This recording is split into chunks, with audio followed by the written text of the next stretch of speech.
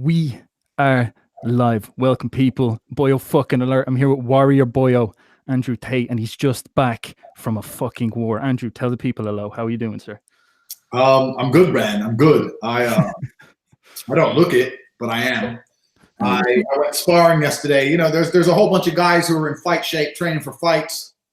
I'm the 4-time world champ who used to whoop their asses all the time, but I came in out of shape, and they decided to come for me, and they knew I'd get tired quick, so they came for me. But I don't go down. I take my Hey, the guy who gave me this black eye, he quit first because I busted him in his face and he fell down. So I still won. I just got a little bit of damage. You see, that's how it goes. But I still won. Was that a you should have seen the other guy's situation you just pulled Absolutely. there? Yeah, absolutely. But normally it's you should have seen the other guy, and I'm like perfectly, silky smooth. But sometimes you got to hold your licks. That's what I get for fucking smoking cigars, drinking vodka, and hanging around with big booty cuties all day. I need to get back in the gym. Well, yeah, maybe you could rub that in their face and see how that goes. They'll punch harder next time, I'm sure. Yeah. And so you're in preparation, since we are looking to talk about warrior stuff today and fear and we could say the dark side to some extent. You're in preparation for a fight, and I'm sure you've announced this before. Yeah, so me and Ivan Thorne were supposed to have an exhibition match in Bucharest. On top of that, I've been offered a fight contract for March 11th in Romania, which I might take. I mean, I've been out of the ring for a while now, but I might take it and come back, step in the ring a couple more times. I don't need it anymore like I used to, but it's good just to prove to yourself you can still do it. Like when you spend 10 or 11 years honing a craft, the last thing you want to do is feel like it slipped away from you. You want to feel like you can still do it, So I might be in there on March 11th whooping some ass, but it ain't easy now because when I was broke and I had nothing, there was nothing else to do but train. But now I've got businesses in different countries. I need to be all over the world. I got shit going on. I got fucking women. Fuck me, Tate. Fuck me. Like, I'm busy. So it ain't easy, I got stuff to do. I got to push my Lambo around the streets for the haters. I got stuff to do. So it's hard just to stay as motivated as I used to be. But we'll see. I have noticed that with high-level chaps. For example, I'm from Dublin, and that is Conor McGregor's hometown. Yeah. And he, of course, when he had the hunger, he was a monster. He was killing them all. Yeah. But I noticed recently when he stepped in that cage with Khabib, he was selling a lot of that fucking whiskey, and he seemed a little bit like he underestimated the man across from him, who literally had nothing, only God, to carry him forward. So. I mean, we're all human, and of course, and you're a very rare individual if money doesn't change you. Or here's my particular case. In my case, the problem is this. It's not that money's changed me. It's that I don't make my money with fighting. If you give me $1 million to fight, I'll be motivated. But in kickboxing, I won't get that much. For my comeback fight, I'll get maybe 30 grand, which is good money, but I make that every 2 weeks doing other shit. So it's like money isn't motivating me. So I'm actually taking my eye off of the money to go back to fight. So then you need to keep your eye on both, because you can't just forget about the money side of things. Do you know what I'm saying? So for me, it's like 100%. I make more money if I don't fight.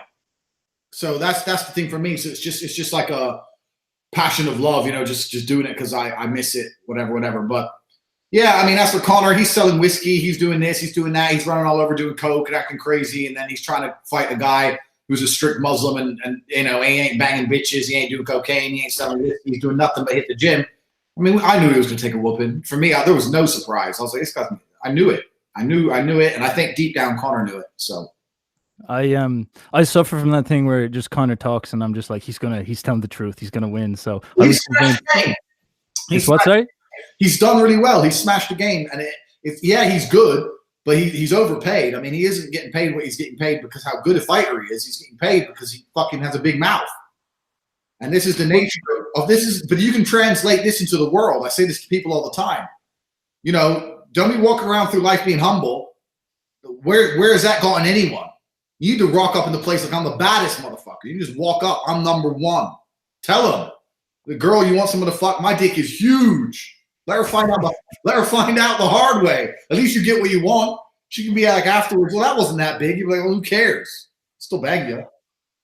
I've noticed with Conor, I believe the reason why people admire him so much is he does display something that will deviate us quite nicely into our first topic, which is the idea of fear. I've noticed that Conor seems to have an amazing mindset of making you either feel that he feels no fear, or in essence, he has really good management of fear. And that is something that I learned from when I started learning fighting as well. Like those first couple of spars, you'd be vibrating in fear just going up to them. And it's like the idea of having 400, like 1 million people around the world watching you get choked out. Like the ability to control that level of nervous energy and then channel it into a performance, I think is such a high level skill that people try their best to cultivate, but often do not achieve.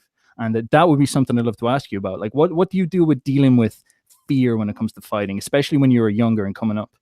Well, this is the thing. No, people aren't very often afraid of fighting. They're afraid of losing. So if you train to fight, it's not the art of fighting or the act of fighting that scares you. It's the thought of losing. I think a lot of it, for especially the high level guys, the skill is teaching yourself to not think about losing. If you think about losing, no matter who you are, you're gonna start to feel nervous because you think about, I'm gonna look like a dickhead. This guy's gonna make fun of me. Everyone's gonna see me get knocked out. Everything I said in the press conferences are gonna make memes at me and make fun of me. I'm never gonna get it. Everyone's gonna laugh at me. My girl ain't gonna look at me the same when she sees me asleep. If you start thinking about it, it goes to your head. So you have to master the art of just forgetting the fact that there's a negative possibility. And that's what Conor does. When he's talking the fight up, he's talking himself up. When he's saying, there's no way you can beat me, there's no way you can beat me, what he's really doing is convincing himself that you can't even consider the thought of a loss. Because if you consider it, then it starts to enter your psyche, and then it affects your performance. And I could see in his uprun with Khabib, maybe it's just because I'm a fighter, but I could analyze that what he was doing with Khabib was what he was trying to do the same thing he did with Aldo. But when he did it with Aldo, he meant it. And when he did it with Khabib, he hadn't quite convinced himself. Even when he got into the octagon, I could see it from a mile off. He had this fake bravado, but still he had not quite convinced himself he was invincible.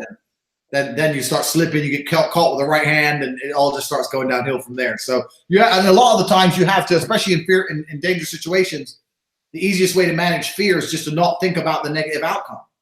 If you have to run into a building if you have to run into a burning building to save a child, if you're going to sit there and think, what if I get trapped? What if I get set on fire? What if I die? You ain't got time for that. You just got to go. So a lot of fear management is willful ignorance. In my experience, it's just pretending there's no other option. I'm going to win. I'm going to be the best. Everyone's going to love me. I'm going to be rich. There's no chance I'm going to lose. So it ain't even a risk.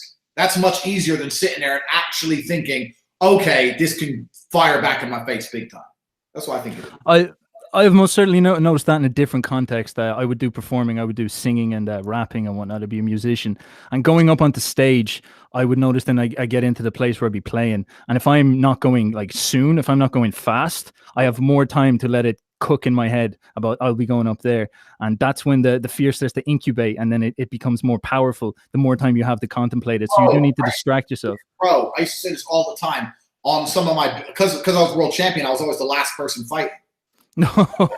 When I got to China, I said I wanted to fight first on my contract, and they said yes. It is so much better to walk into the arena, get changed, warm up, and fight than walk into the arena and sit there for 4 or 5 hours, listening to other people get knocked out, seeing people come back stage, waiting for your turn.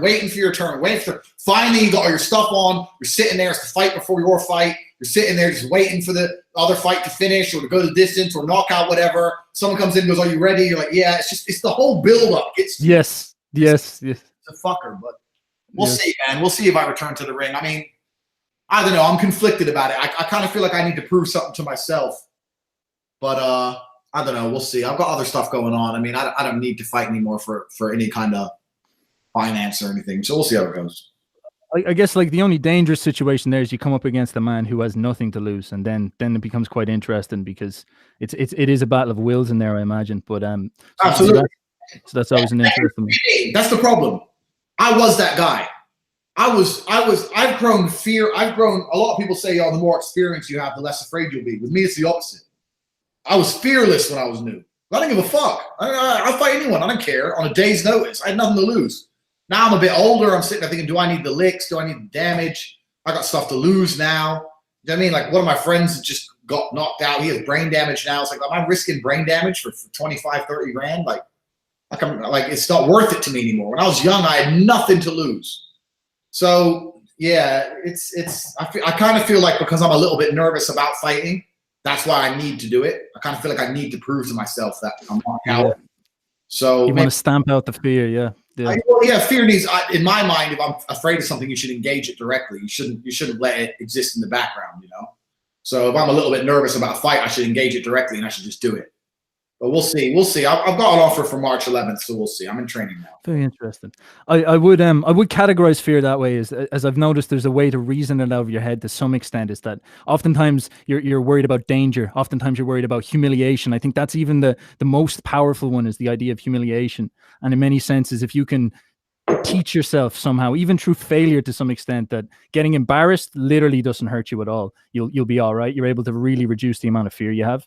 But danger is one that kind of weighs heavy on you. You need to almost have a life and death sense, because when you're going into a spar, and I've never done a professional or an amateur fight properly, but I imagine it's the same thing. It's like, I don't need to take damage in order to move forward in life. I could move forward in other ways. You'd start to have a genuine worry about that. So that might eat away at your soul somewhat.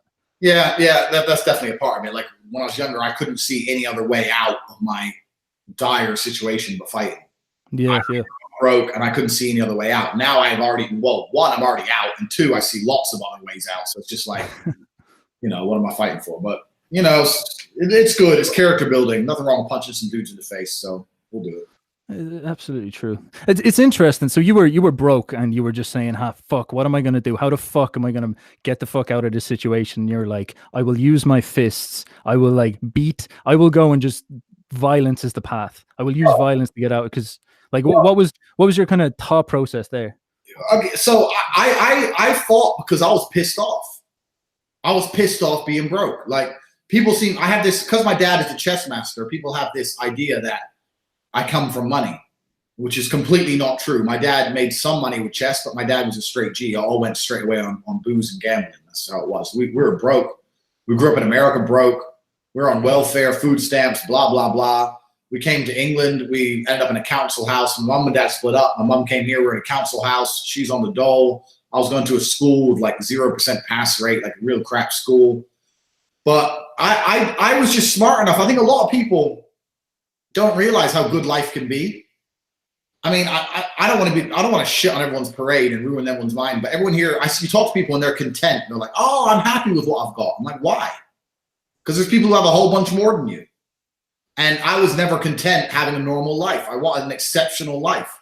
I didn't want a normal car, a normal house, a normal girlfriend. I didn't want none of that. I was like, no. There's dudes out here that have the best. Why do they deserve the best and I don't deserve the best? I really believe that. And this is something I've always had inside me. I just didn't understand why I couldn't have the best stuff.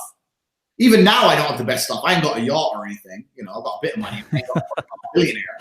But the point is, especially when it came to women, for me, I saw the kind of girls that the big G's were getting. I was like, I don't want her. I want fucking her. I want the Instagram model with 5 million followers. What the fuck? So I was annoyed. I was just angry. So for me, fighting was just an outlet, because if I didn't put it into fighting, I would end up in jail probably. So for me, that's kind of what it was. And then I kind of started to make some money with it. But the majority of my money wasn't made in fighting. My money was actually made in the pimp game. So legitimately as well. I say that, people think I'm making it up. It's true. So I was fighting, and then go on.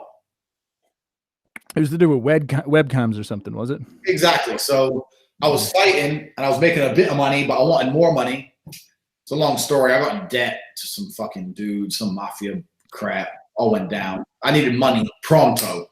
I'd imagine that's real fear then, yeah. Well, the thing is, man, this is why I think I have a bit of a following on Twitter, because I have a unique resume.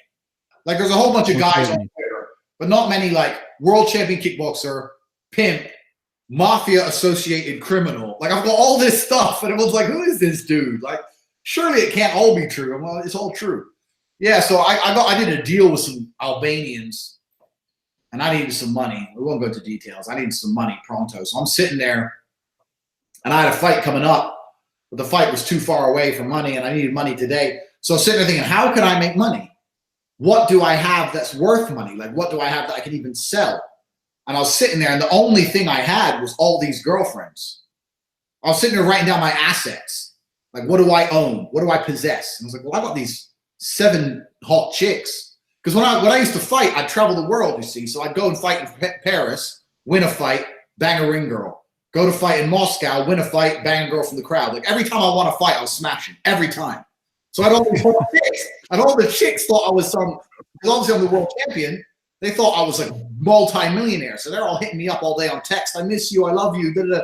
So I had all these chicks completely head over heels in love with me.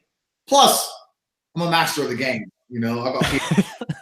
So like, I had all these chicks. That's a great up and coming story. I'd love for someone to throw that out into the entrepreneur startup world. It's like I was like, this is how I made it. Get it onto I had a whole bunch of girlfriends, and then I was thinking they're sitting there thinking maybe I should open a strip club. And then, long story short, I decided to start with webcam, and I flew all the girls into England, sat them all down at one table. None of them knew each other. All these 5 girls sit down and rent like, who's this? Who's this? They sit down and say, okay, newsflash, I'm fucking you all. But some of you do stay to do webcam. And I needed money, man. I needed to get paid. I didn't have time to be messing around. Like, it was straight to the point. So 4 of them left, 2 of them stayed. And that's kind of how it went from there. But that's how I made it to the top. This is what's so interesting now. I have a course that I teach people on how to get girls, my PhD course. And people say, oh, Tate gets girls because he has money. I'm like, no, I have money because I get girls. It's the other way around. Everything I'm teaching in my courses, this is how I got girls when I had no money. I used to get, when I say I had no money, I was a fighter. I had money, but I didn't have fucking balling money. I had a normal ass car, normal house. I was a normal dude. So what I'm teaching in my courses is all about the game. You don't need money to get girls. I got more girls when I was broke than I do now. Because now I got to watch out for baby traps and, you know, Me Too cases and lawsuits. When you get money, you got to worry about a bunch of stuff. Back then, I didn't have to worry about nothing. I was running all over the place. I was just fucking everything that moved. I didn't care. So, yeah, that's basically my story. I mean, I was a fighter, and I ended up, because I had game, I just ended up in the pimp game, and I built this webcam business. And at one point, I was turning over $400,000 a month, and it all just kind of spiraled into where I am now. Oh, sounds good. Yeah, congratulations, sir. You've done great, and you most certainly have character. That's the thing. I think the thing I most enjoy about watching your content is that like, I guess what you're describing here is stuff like I had girls before I had the money, and I'd imagine that would come down to character, even like an understanding of psychology, and that resonates through. Like, a lot of your content's very fun to watch because you'll go on a rant about fucking cats or something, and it'll be like, oh, for fuck's sake, like, where does so much fury come towards a cat, but it's still very entertaining to watch. And it's it's like you could flush money on someone, or you could give people all the opportunities they want, but I think fundamentally it is what your character is that really makes the difference in life. And then I really think that's a very interesting thing, is that is something that's a lot harder to cultivate than people think. So maybe all those mafia experiences and all that fighting made you millions in a very sort of roundabout way, if you know what I mean. Absolutely. You learn a whole bunch, you know, and you learn how to control your mind. Like you're saying about the cats, I can turn my anger on and off. I can start ranting about anything, get angry, because I can turn it on and off.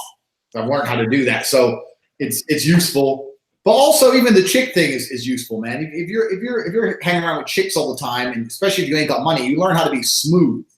Man, I was smooth. I couldn't even afford to take girls on dates, and I was still getting laid. I was smooth to the point where, like, even in my PhD course, I teach you don't need to take them on a date, you don't need to spend money, you don't need to do none of that. Like, straight to the point.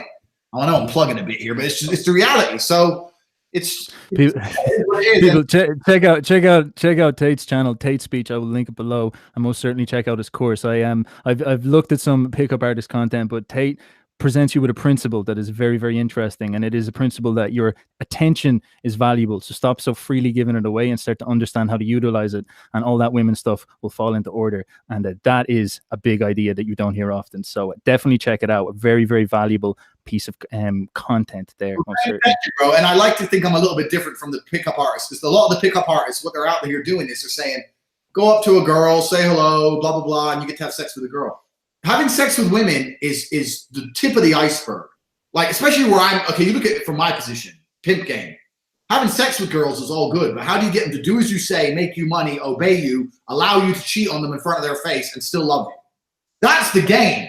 Fuck the sex. The sex is nothing. We got a whole bunch of stuff to do after that.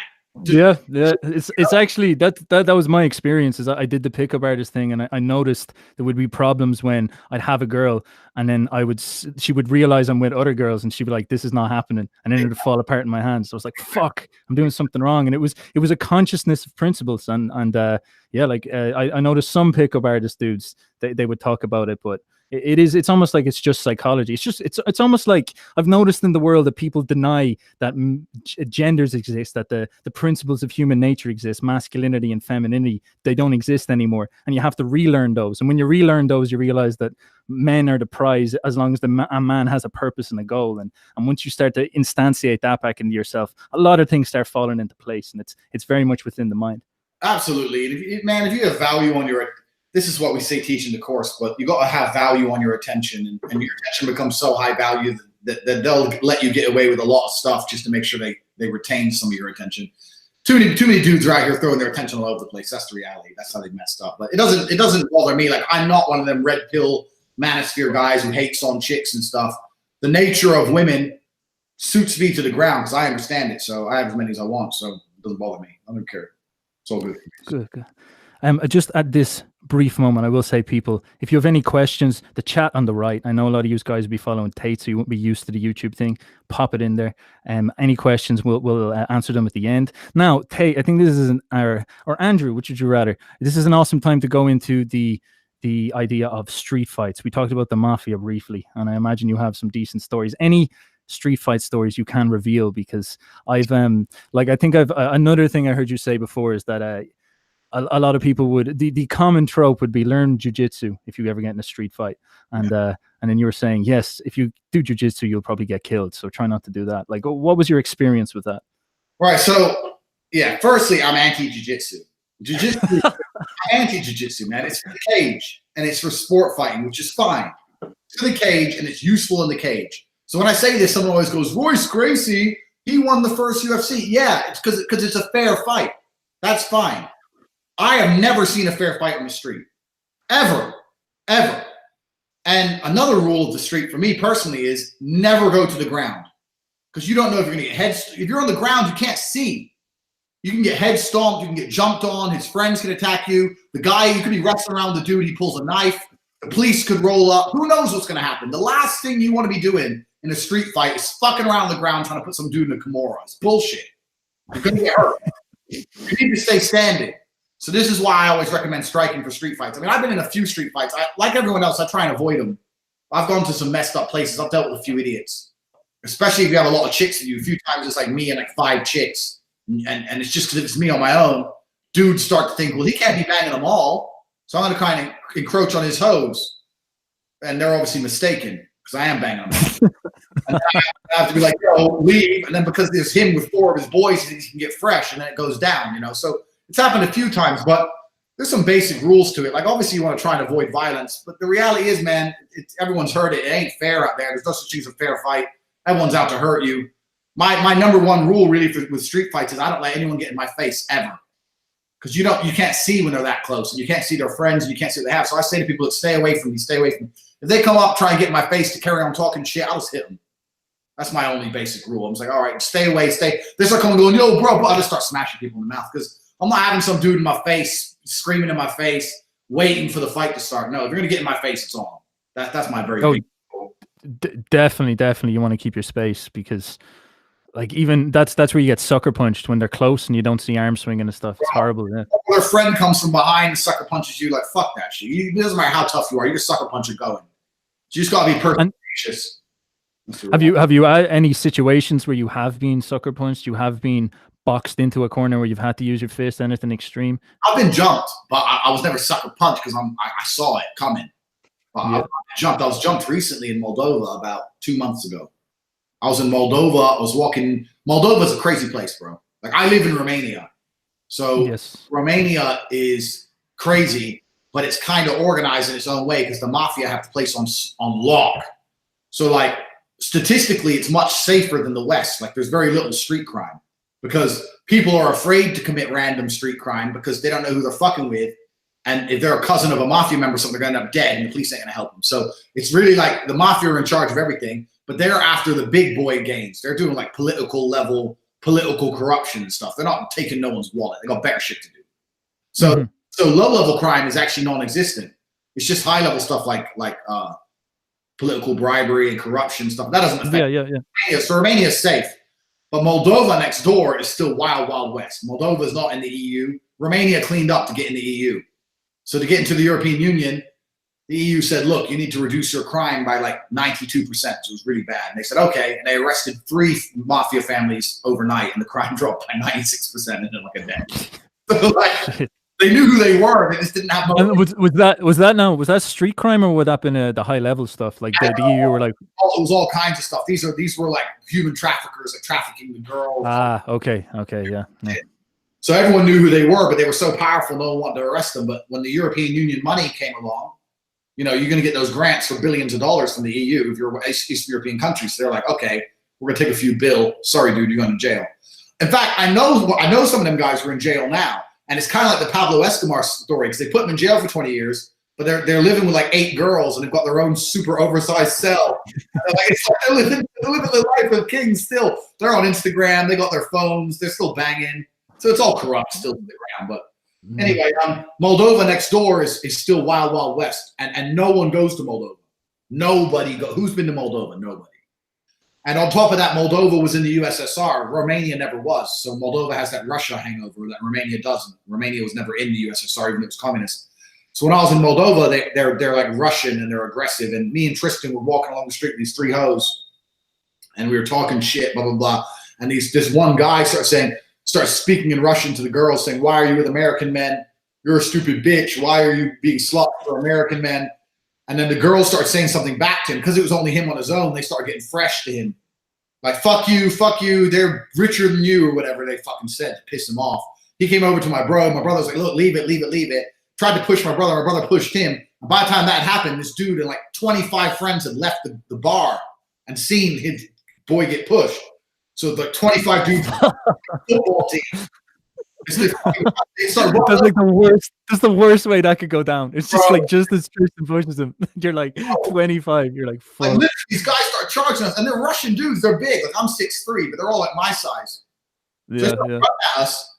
I was like, whoa, trying to calm them down. They weren't having none of that. One of them runs up. He did hit Tristan, punches Tristan in the face. But Tristan took it.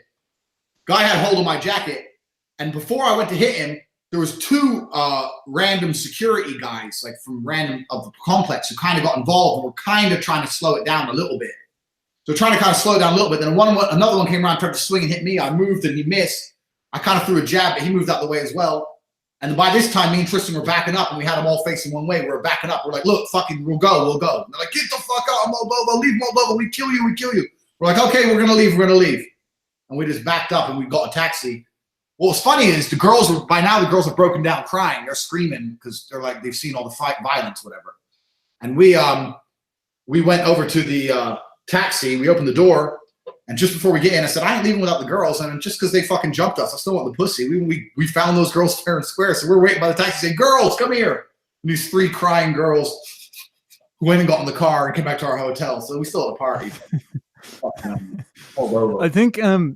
I think this offers us a good deviation into probably one of the final topics I wanted to talk about today, which was the idea of war, and the idea of war, protecting the boundaries of your empire in some sense. And you're talking about a load of guys coming out of the bar there and walking up to some of their local girls and saying, stop fucking around with some foreigners or something like that. And I just cannot conceptualize that in my head as ever happening in the West anymore. Like, there is no sense of... This is it. This is what me and my brother were talking about. Although we got jumped, I completely respect and understand why they did what they did. You're a Moldovan dude. You're on $200 a month, $200 a month. Your country has the most beautiful women on earth. You know that there is zero reason for 2 American brothers to turn up besides to try and fuck your chicks. Now, aren't you going to be a bit like, who's these dudes they just took 3 hot young 18-year-olds now. I'm working in a fucking coal mine for pennies. This fucking American's here trying to steal. I don't blame him for wanting to kick my ass. I'd want to kick my ass because they're still territorial and they're still nationalists. And the problem is when you remove that instinct, I'm not going to hate on what they did and hate on that instinct, because when you remove that instinct, then you're left with what we have in the West now, where we're completely overrun and conquered and no one does shit about it. There's a reason no immigrants try and conquer Eastern Europe because the people won't take it. You can't turn up there and start saying, this is our place now. We're going to run you over with trucks. And it's not going to last 5 minutes. But here in the West, we're just such cowards now. It's just like, oh, whatever. It is what it is. But I completely understand why they wanted to attack us. I don't blame them at all. Those girls were bad. Girls were hot, bro. And we just took 3 of their hottest girls, and they knew the girls liked us because we could buy the drinks. Like, it is what it is. So I don't blame them. I would have punched me in the face as well. Yeah. Oh, like it's like you talk about respect. I think it's an admirable thing to see that instinct is still alive, and I just can't say I see it over here at all. It's a strange feeling. Like if you even spoke with that toxically masculine energy and suggested these type of things, you would be ostracized from this society. You would be the one who would be getting kicked out, and it's a very, very strange situation we found ourselves in, where it is an attempt to deny that basic, shall we say, male instinct. And it's quite psychological in many ways as well. So basic male instinct was perfectly said, because it's evolutionary for men to be territorial. This is how men have evolved. Like, I'm personally an atheist, so I believe in evolution. But we've evolved to be territorial, to protect our territory and protect the women and resources within our territory. When you see people from another tribe up in your place, you're like, what are you doing here? Why are you here? This is the natural human instinct. This is the only way that humans survived. Any tribesman that was too friendly to the other tribe, they got their asses whooped one way or another. They got sabotaged or attacked from behind. But it's the people who were super sketchy, like, whoa, stay away from me. This is my place. This is how the people live. So it's evolutionary for men to be that way. And in many countries, they still are this way. And especially in countries like Moldova, which are extremely poor, but with beautiful women, they're going to be protective of everything they have. I understand it. I don't blame them. It's weird how that works. Like, I was in Ukraine there during November, and I noticed that it's not very rich. It's like a fifth the price of everything around here, but the women were unbelievably beautiful. And there's a strange thing about, like, there's not a strong correlation between wealth and beauty for some reason. Well, I think there's an opposite correlation. I think the richer the country, the less attractive the girls are. And I think the reason for that is threefold. One, because in these countries like Moldova, Ukraine, etc., girls understand that their easiest path to economic freedom is through their beauty. They know that if I'm hot enough, some dude's going to hit me up on Instagram, or I'm going to be able to find some mafia boss, or whatever it takes. Some dude's going to put up with me and fund my life if I'm beautiful enough. So they put more effort into their beauty than the girls do in the West. Because in the West, girls believe in careers. I'll earn my own money. I'll get a career. I'll do this. None of that exists over there. There is no career for a chick. And if there is a career for a chick, she's still going to have to fuck her boss to get a promotion because it's corrupt. So she's going to have to sell her pussy one way or another anyway. So they're not interested in that path at all. They're sitting there thinking, okay, I need a dude to look after me. This is why a lot of people call them like gold diggers and sluts and stuff. I don't think they're stupid. I think they're smart. I think it's a very intelligent way to be. Beauty is an asset. You have an asset and you're trying to leverage it so that it benefits your life. Well, who wouldn't? Like, if I was that damn gorgeous, if I could be a gold digger, I'd be up in it, bro. Like, I don't blame them. But yeah, and go on. It is that strange thing as well, where I guess I'm saying in one sense they depedestalize the masculine instincts, such as to be territorial, express your masculinity, stand for your women, and fight for the sake of preserving them. But there is also this sense where they depedestalize your femininity. It's like you can't accept yourself as beautiful and try make it in the world that way. There is, but then in the weird sense you can as well. There's a weird conflict. It's like it's a strange assault on that. It's like you want to be like this sort of proto man, this mini man or something like that. It's all garbage. Like, because femininity is attacked if it's the traditional definition of femininity is beauty. I'm sorry. I'm gonna cut the garbage because I always do. Women are valued by how they look. Men are valued by who they are. This is the reality. If you were to ask any man, what kind of girl do you want? No man's going to sit there and go, ugly, fat, but is a career woman and thinks this and thinks that. No dude cares. He's going to be like tall, blonde, big titties. That's all he cared about. And as for a man, what kind of man do you want? Well, I want a man who's important, a man of status, a man with money, a man who can take care of me. So men, we're not judged on how we look. We're judged on who we are. And this is great for being a man because it gives you the ability to change who you are. This is what I say to guys all the time. If you're born an ugly chick, you're in trouble. I mean, surgery can do so much, but in general, you're in trouble. If you're born a beautiful chick, you got the easiest life on earth. If you're born a man, you have the ability to change how attractive you are in real time. Women can't really do that. They can get fake tits, whatever. But you can go from a zero to a hero. Literally, you can go from someone who struggles to get girls to a dude with too many girls based purely on what you know and what you have. This is a liberating experience. This is why I say in my courses, I teach the PhD course. I teach guys to get in physical condition. I teach guys to make money. I say, if you're in good physical shape, you know what I know from my PhD course, and you have a little bit of money, you are never going to struggle with girls the rest of your life, ever. Whereas, so you get the ability to mold it. Women don't. So they attack femininity because, and the reason they do this is the people who do it are ugly. They're just hating ass ugly chicks, man. Feminists are always ugly, bro. They're just ugly and they're upset that they ain't hot like the other girls, or they get old. There's always some old feminist who's 55, who's basically invisible because no one cares about old chicks. And they're just hating on the reality of the world. The reality is, if you're a chick and you're beautiful and you're 19, your life is always going to be pretty good. I mean, you have unlimited attention, unlimited offers. You're always going to have a pretty good run because you're in your peak, and every dude wants you. But that's how it goes. I mean, that's just the nature of the world. But they're trying to attack it from every single angle because they're trying to break down the family unit. Because if you break down the family unit, you break down the country, and you can just destroy everything from the ground up. They're just trying to turn everyone into mindless consumer slaves, just little buying stuff from Amazon.com, taking their antidepressants and jacking off to Pornhub. It's garbage. It's most certainly, there is this very, you don't want to get into those conspiracy theories, but fuck me, there's some scary patterns that you start noticing, such as the assault on basic principles such as the family.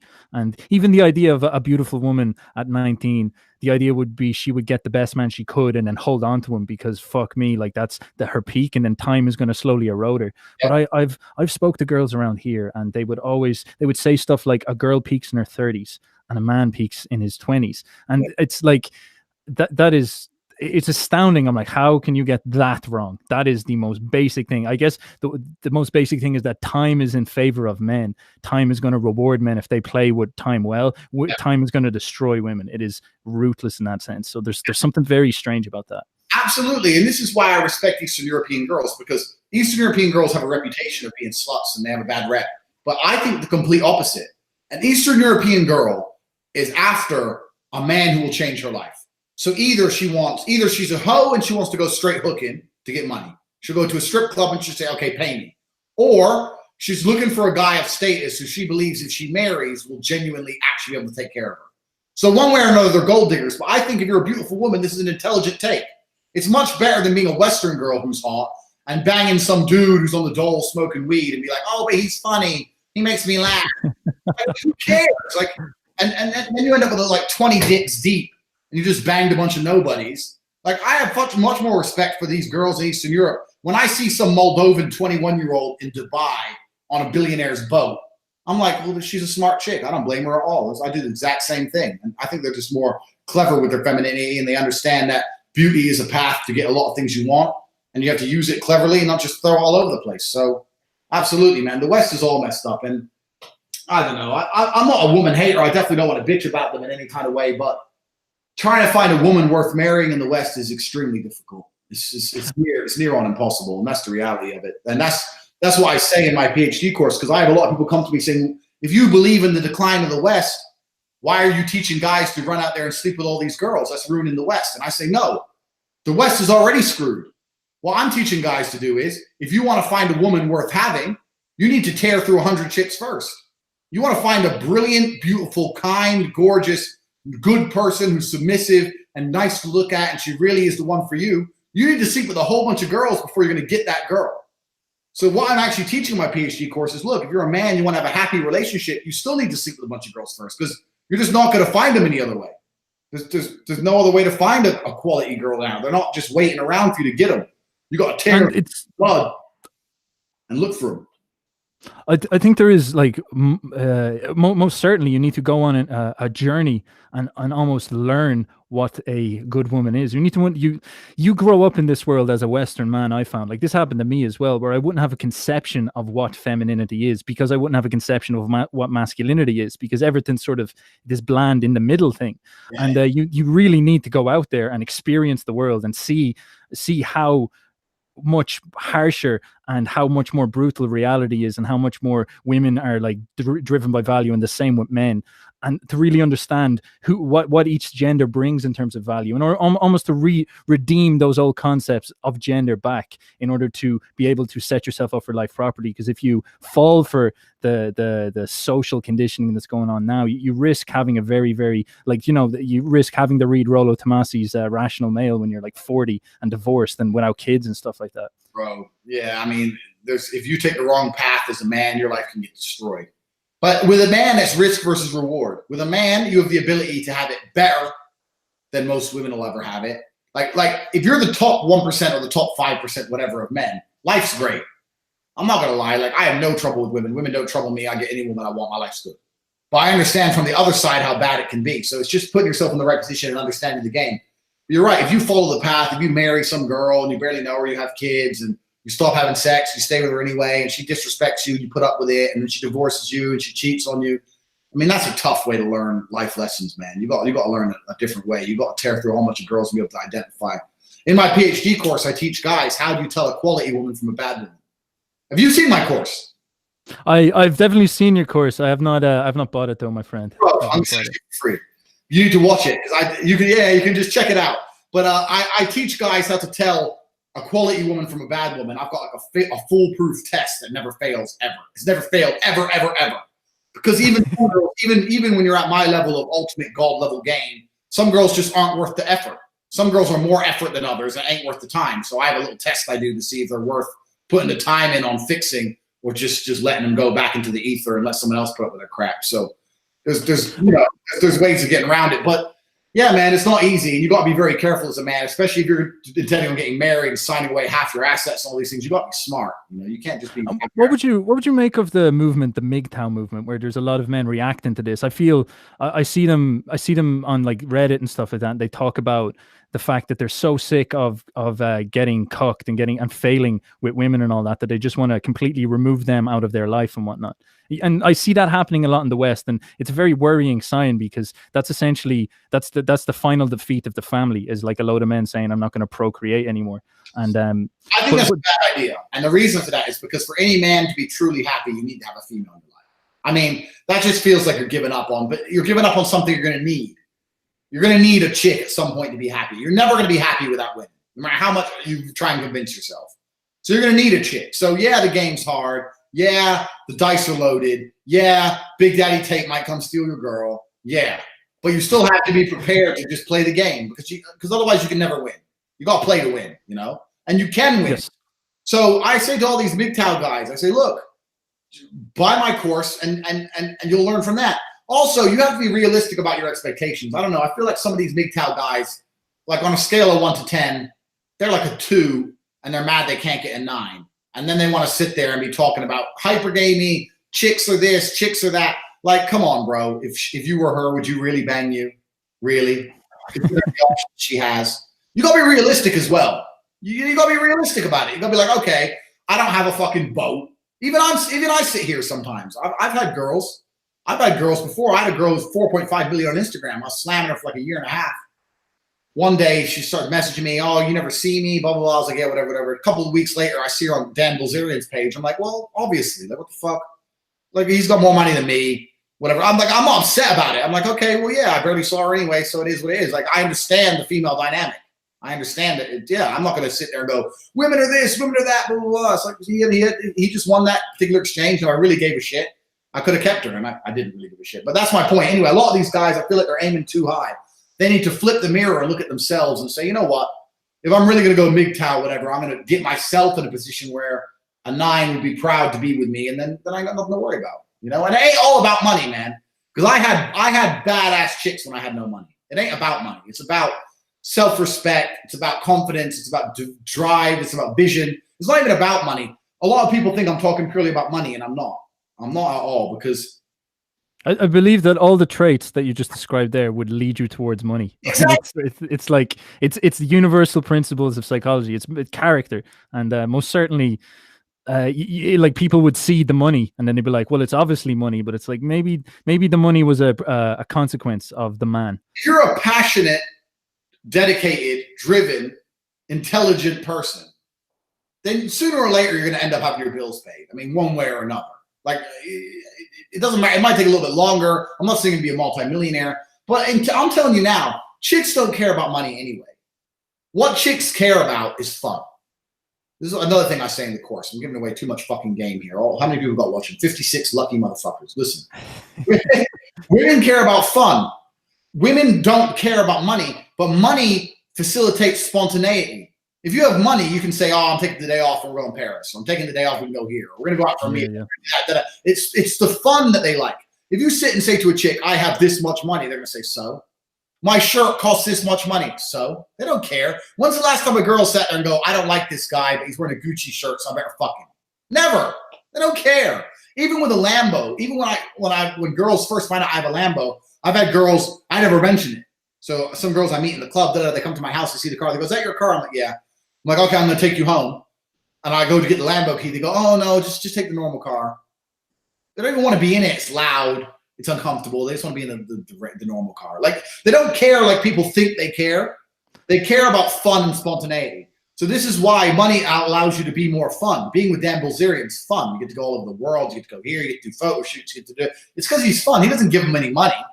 It's just about being fun to be around. That's why girls like humor. Humor is a perfect way to be fun without spending anything. But there's also a lot of other ways you can be fun without spending money. So that's what women really care about. They don't care about money anyway, man. They don't give a shit. They're not unless they're a straight hooker. They're not chasing guys for money. They just want to have fun. They want to see freedom, not money. They want to have freedom. Cyndi Lauper said it, man. Girls just want to have fun. That's what it's all about. This I guess this isn't a good deviation into our final topic, but people, any more questions, pop them in. We'll do questions after this last turn of conversation. Mr. Tate, we were talking about evil and the West, and earlier we were talking about family, and I noticed we brought up this conception that there's a little bit of social conditioning going on that's quite strange, quite suspicious, and it seems that yes, it seems like the West is on rocky territory right now, and I've always wondered why it's happening. I've always looked at the way that male instinct is getting suppressed to some extent. And it's almost like in the culture, people are turning around and saying that thing is evil. Whatever is a man, that is evil. A real man is evil. Like, you've probably got that experience a few times in social media, I imagine, where it's like you've become evil and whatnot. And to me, that actually plays in a lot with this inability to understand what real evil is. People are almost naive to the reality of what actual evil does, or what is like the true dark side or downside of life. And things like war, I find that people have like a very small consciousness of. They don't understand that the modern world, the West as it is now, it like was built out of millions of lives from World War I and World War II and whatnot, and even more throughout the past of history. So I was wondering, what would your conception of true evil versus that false evil of masculinity? What would your conception of true evil be? Well, the first things first is that if anything's truly evil, the only people who are going to stop it are masculine men. Like, tell me a truly evil force that's ever been stopped by a shrieking feminist. Ever. So this is stupid. Trying to decipher and destroy masculinity leaves you without a warrior class. And without a warrior class, you don't have the ability to fight. And without, as a society, if you can't fight and protect yourself, you'll be annihilated. So regardless of whatever the evil force is, you're going to need a big, strong man at some point anyway. The fact that people, this is what I'm due to go on InfoWars. I was supposed to go on today, but we moved it. I'm going to do it next week. And we're going to talk about the Gillette ad. But I'll do some. Yeah. I'm going to do some here. But the point is this.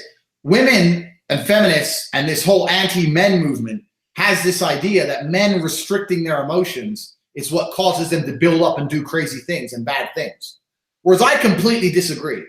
I think the hallmark of being a man is the ability to restrict your emotions. Because if you're a firefighter and the building's on fire, like we spoke about earlier about fear, you're scared, but you do it anyway. If someone breaks into your house and you have to go protect your wife while she's in bed, you're afraid, but you do it anyway. The difference between a man and a woman is that you suppress your emotions. That when bad things happen, you suppress them. If let's say a man and a wife lose their kid, heaven forbid. The man has to be the rock for the woman. The man can't start breaking down like the chick does, because then the whole relationship, then they'll lose each other. You have to be solid as a man, and you have to restrict your emotion and do the right thing regardless of emotion. So what they're trying to teach us is that, no, we should give in and cry when we feel like crying. We should just be emotional beings like females. Well, there's a problem with this, and the problem with this is two things. what they've confused about toxic masculinity is this. Men do have an innate instinct for violence, but that isn't based on us suppressing our emotions. That's an evolutionary trait that we've developed because men had to fight. This is why we have it, because without the ability to fight, men wouldn't exist. The whole reason that men, look at the Romans. They didn't have Google Maps. They didn't know where they were going. They just melted some rocks, made some swords, and said, let's just walk in this direction till we get to the channel. Let's build some boats. Let's cross that. Oh, what's this place called England? Let's kill everyone on our way.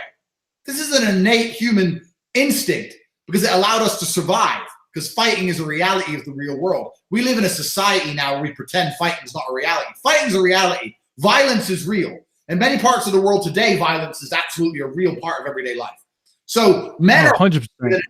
born with an innate tendency to violence. This is not toxically masculine. This is not toxic masculinity. What's toxically masculine is not being able to control it. So when I feel like punching someone in the face, I don't do it because I can control myself, because I've learned to control my emotions. What they're trying to teach people to do, especially men, is to be more feminine and not control our emotions, because they think that's going to leave us crying all the time and doing all the positive things, like, I don't know, crying our eyes out at a movie. They think that's what's going to happen. You know what's going to happen when you tell men not to control themselves?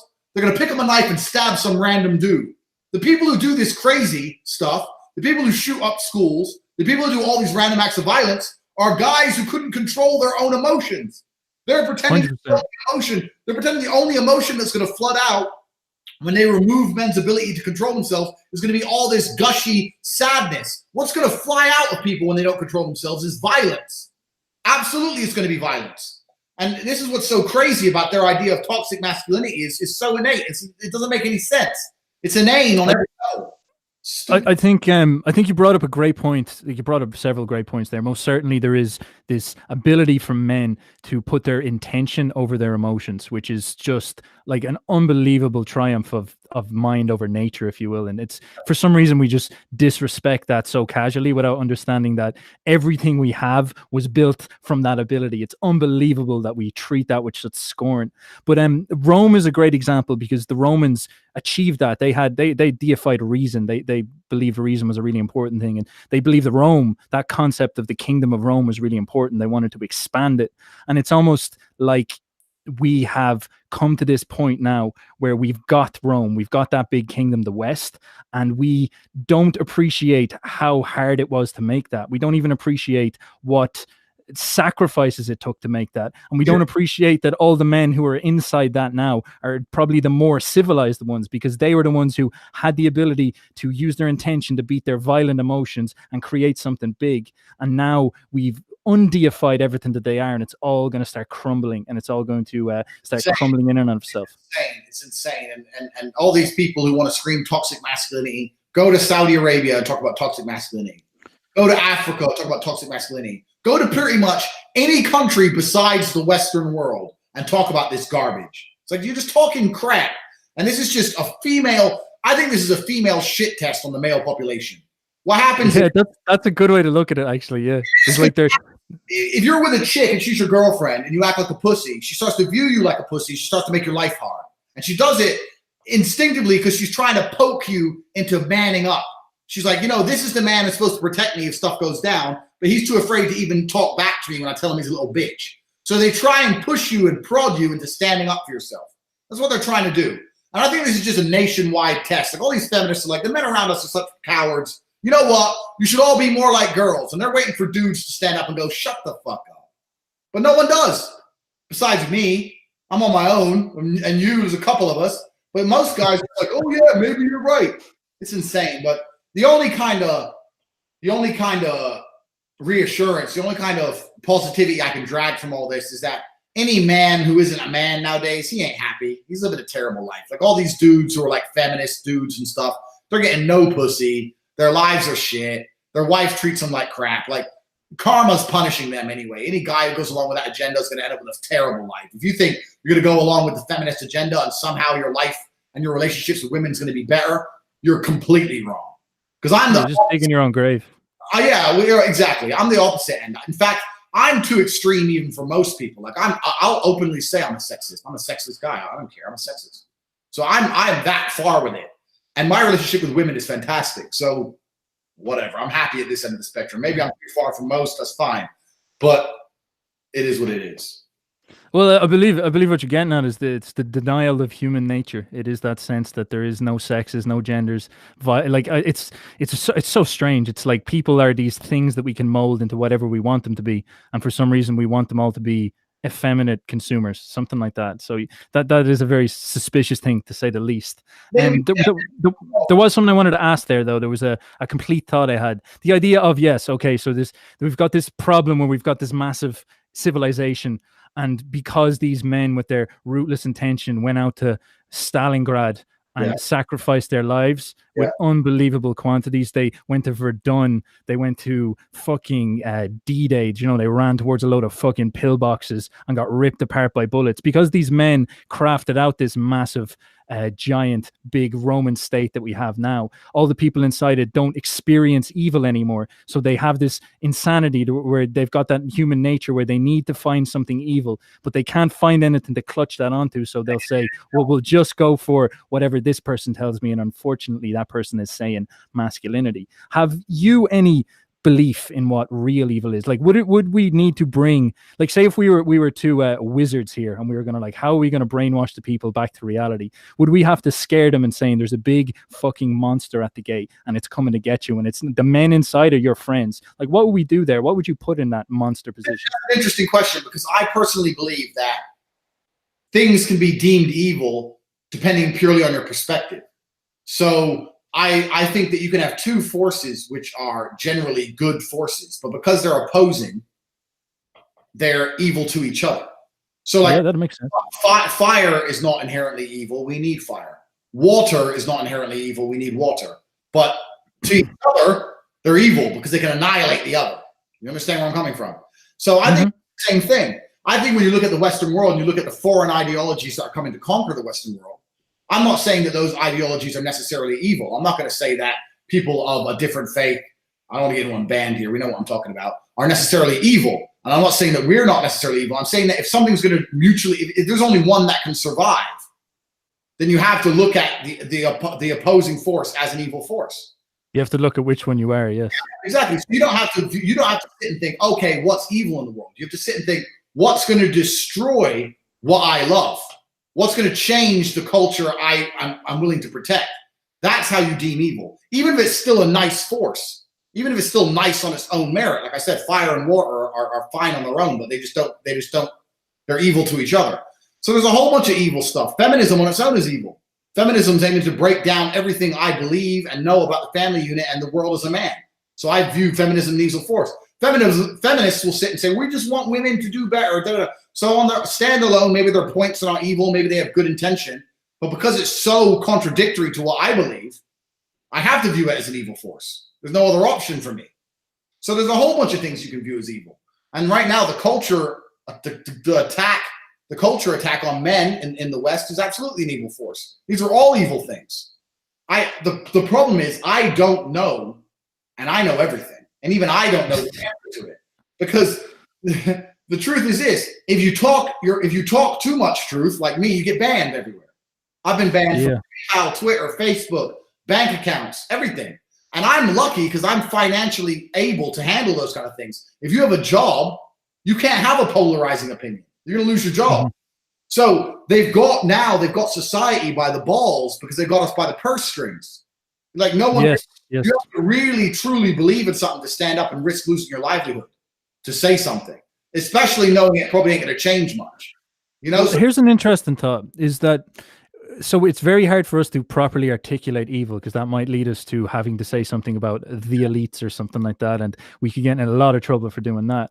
But maybe we could posit a temporary evil and say something like censorship is probably the closest we're going to get to it right now, because that is the thing that's restricting us from analyzing this problem properly and dealing with it. Because if you're not conscious of the problem, you're most certainly not going to be able to solve the problem. It's like trying to walk into a room blind. And I do think that censorship thing is astoundingly sinister, because it's like, you know, it happened to Alex Jones. You were talking about you're going to go into InfoWars, and it happened to Alex Jones, and it was scary how little people cared, man. It was scary how little people cared. They were just like, oh, he sort of deserved it. I was like, dude, like, he could have said anything up there, and you kind of think, it's just scary. It's George Orwell level shit. And then more stuff came in. Then next was that I think a few people on Patreon were kicked off. That's Sargon of Akkad and all that stuff. So it's a scary force what's behind that. It is, man. And the problem is that all these media platforms, all this social media, all this stuff, it's run by a bunch of leftist losers. I mean, who's going to be a big enough computer geek to invent this crap? I mean, they're not going to be big, strong alphas, are they? It's the reality. And then they just spiral down the San Francisco liberal crap hole. They end up hiring more liberals, and everyone's liberal, and it just goes down the pan. And the truth is this. As a conservative, I'm prepared to listen to anyone's opinion, and I don't believe in censoring anybody because I'm not fearful of ideas. The problem is with liberals is that they're fearful people. And they're fearful because they're instinctively fearful because they know they're instinctively beta. You have to understand that for a long period of human history, a beta male viewed an alpha male as a predator because he was a predator and he could destroy it. So this is why they have such intrinsic, deep-seated hate for alphas. Why do they hate Trump so fervently? Why can they hate him so much? Even he does a great job. It's because something inside of them is telling them that this man is dangerous and evil. Even if they can't got proof, even if they can't put their finger on it, they just can't. It's an instinct. For the same reason that a rabbit knows to run when it sees a fox. It just knows that can beat me. So when a beta sees an alpha, they're intimidated. So they're intimidated. And now we live in a society where for the first time in human history, these betas can fight back. They never had a chance to fight back, ever. No one gave a shit what they thought. And now they're in charge of everyone's voices.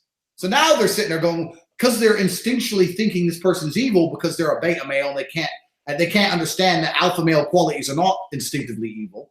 They're actually the only thing that built the Western world. Yep, that's true. But they think they're instinctively evil, and they have the chance to do something about it. They feel this strong sense of duty. We have to prevent this from spreading. Trump is spreading, and they just have a little panic attack in their little tiny brain, and they result in censorship because it's what they can do. Whereas me at the top of the tree, I don't need to censor those below me. They can have their stupid ideas. I don't believe in censoring anyone. If you want to come at me with some liberal garbage, you want to argue about communism, let's do it. I'm not afraid of you because I'm at a higher tier in the food chain. But these are just low-level players. It's like giving a rabbit a button to kill all the foxes. I mean, how many times do they press that button? It's just a reality. It's just human nature. This is Nietzsche's. Nietzsche had an interesting challenge, or an interesting read of history. He said that the savage nature of horrible men like the barbarian Vikings and the monstrous Romans is that they would go out and they would murder everybody and enslave them, and then use all that power they've gained from being savages, having that instinct to want to create something excellent at all costs, even human suffering. They didn't give a fuck about that. They would like beat people down, smash them into shape, murder en masse, and build Rome. And then when Rome was built, they create this safe space, and then they allow people to incubate in there who don't really need to be super strong, but they need to be super smart, like a bureaucrats or something like that. So these people start to gather the power, and then these people would instantiate a new type of morality, which would be based on somewhat resenting those alpha types of before. And secretly, they'd all do this secretly. They would want to destroy those alphas because they couldn't destroy them physically. They tried to destroy them almost spiritually, and they would change everything the alpha meant. The alpha would mean strength, so they'd turn strength into cruelty, and then that would flip everything around, and then slowly that would erode it. But this is where it gets fucking scary, and this is why I don't like reading Nietzsche, because he scares the shit out of me, is that when they do that, what they do is they destroy the soul of the thing they built, and the thing will inevitably fall for that reason. They eat alive their master, and it's a scary thought. Well, I was with Paul Joseph Watson and Candace Owens a couple of days ago, and when we were sitting around that table, the only difference between me and them, we agreed on absolutely everything. The only difference is they believe there's still hope for the West. They're optimists, and I am absolutely a pessimist. I really am. I believe the fight's over. And I know I shouldn't be saying this. I know I should be inspiring people, but I just kind of feel like we've gone so far now, and I don't see any signs of turning around. I don't see any signs of a halt. I don't see any signs of the revolution that's required. We're just being conquered from a religious standpoint. We're being conquered from a spiritual standpoint. We're doing our very best to destroy any kind of warrior class left in the nation. all of the money, all of the education systems, all of the communication systems, the media, the social medias are all so liberal. I just kind of feel like to turn this around, it would have to happen today. And it has to be a huge turnaround. And still there'd be a lot of damage to undo. And I just don't see it coming. This is why I moved to Romania. People say, why'd you move? I was like, I left because England's shit. So I just left. I was like, what am I staying there for? Why would I stay in England? Romania is a right-wing country where I'm never going to get hurt with a terrorist attack, ever. So I just left. It's the kind of country I want to live in. You got a nice big wall. You got no problems. Can't come in and out when you want. It's permanently right-wing. Beautiful women. And I'm not going to get terrorist attacked. So I left. So, I've kind of given up on it. I see what's happening. I'm certainly going to speak to try and resist. But I don't know, man. It's crazy. I look at people like Tommy Robinson and all the great work he does and how crazy his life is and how they put him in jail for all that time for no reason. Oh, yeah. They took all his bank accounts away and he's going without his kids and stuff. I'm like, this guy's a hero. Look what he's going through. He's a national hero. And the people he's trying to save are calling him names. Yeah, that's the crazy thing. He's a better guy than me because I just give up. I say, you know what? I'm trying to save you. If you don't see it and you're that foolish, I'm just going to wait for you to be destroyed. And that's kind of the level I'm at now. I'm like, you know what? If you want to march through London saying we need more unchecked refugees from God knows where, then just, you know what? I'm just going to leave London. I'm going to let it become a stab capital of the world and just you can complain about it and pretend it's some other reason. I just let people to fester in their ignorance because I've kind of given up on them. That's the reality. Look, dude, it's that black pill it's people, and plenty of people are chewing on that. It's a very, very hard thing when you look at it deep. When you look at how fundamental this is, like I'm sort of describing the really high level spiritual stuff what's going on is the way that it's almost like a war of souls. Yeah. And the masculine soul is getting slowly killed. And I just don't see how that gets redeemed unless there's it's almost spiritual in my sense. It's almost like this spiritual revolution will have to happen where people will be like, I will fight for the West. Yeah. Like it's almost like people don't have any sense of value for the West, so they're not prepared to die for it. And for that reason, they're not prepared to speak out and lose all their shit. They're too trapped in their comfort. And so for that reason, they're not in any way able to confront sacrifice properly. Absolutely. They can't think beyond themselves because they're not patriotic, because all they think about is themselves. I need to be able to shop on Amazon.com. I need to be able to go to IKEA. I can't lose my job. Me. They don't they don't care about their country. And this is another reason they destroy patriotism. Because if you care about your country and you're a patriot, then you're going to be like those Moldovan guys who attack me because they're Moldovans and this is Moldova. And what's the American guys doing here? So they destroy patriotism. Patriotism is actively attacked. You're not allowed to fly a flag in England. That's racist. In what country can you wow. Oh my God, that's so crazy. That's such high level mindfuckery. Yeah, it's just a blatant attack on patriotism. In Romania, every street lamp has a flag on it. You can't drive down a road without driving past 100 flags. So it's just a blatant attack on patriotism. Or they change what patriotism means. British means anyone who has a British passport. Well, you've handed them out to everybody. So now British doesn't have a language, doesn't have a color, doesn't have anything. You're going to pretend it's everybody. Then it loses its meaning. British anything if everyone's British. It's just garbage. You'd be astounded what's going on in Ireland. Like it's even more intense over here because we were like a sovereign state of the British Empire, and we had many men who like died for the sake of redeeming Ireland from the British Empire and establishing our own nation. And now, if you walk down, it only happened 80 years ago. If you walk down this street and shout out, "I'm a nationalist," people will boo you. They'll be like, "You're disgusting." I cannot believe how intense the brainwashing must be for people to not be able to conceive. We have the chance now to build an Irish nation. And we're literally handing it away straight away. We're like, oh, we don't even want it now. It's so disrespectful towards those people who fought and died, those toxic men who ran up with guns and said, I will die for the family I might never get to see again. Imagine that thought. Like, I just don't think people can get it into their heads of what it would be like to say, I will never taste food or a woman again, and I will go die for something, and then my grandchildren will throw it out the window. It's just astounding. Just astounding. Bro, man. I had an Irish friend who used to play watch out, you Black and Tans. Yeah. But yeah, it's true, man. Black and Tans. Black and Tans, yeah. How many brave men went to Europe to die to prevent Germany from running Europe? And now here we are in one lifetime later, and who's in charge of Europe? Germany. What was the point of that? I mean, like, if you could tell all the World War II soldiers, You're going to fight. You're going to die. And this is going to happen. This is going to happen. This is going to happen. European Union, Germany's going to be in charge. I'm like, what? Oh. What? Like, it's crazy. Oh, yeah. It's absolutely crazy, man. And I could talk about it forever, but yeah. My man, we've gone for plenty of time here. We could go to one last direction. Depends on how you feel, and we could talk about any solutions we see for this, or we could go with questions. Call it, sir. Let's see. What questions do we have? Do we have some good questions, or do we just have? Let's see. We have the man. Tate, have you ever found exceptions to your general approach with girls? Yeah, I mean, everyone's different, but you got to be flexible with it. You know, like it's like fighting. It's like me saying if you learn jab cross, you're going to hit everyone. Well, no, because some people are more sneaky than others. You got to be able to mix it up. You got to be so proficient at jab cross that you can land it on every type of person. So I wouldn't say there are massive exceptions to the rule. You got to be flexible. There's nuances. You know, there's ways to, you know, pull it off as a whole. So have I met exceptions? Not really. Women like attention. Women get a lot of attention.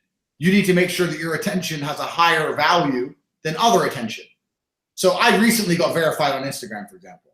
So when I used to like a girl's picture, which is very rare because I didn't do that anyway, but if I did, they didn't care. Now if I like a girl's picture, they start liking all mine back because it's a blue tick.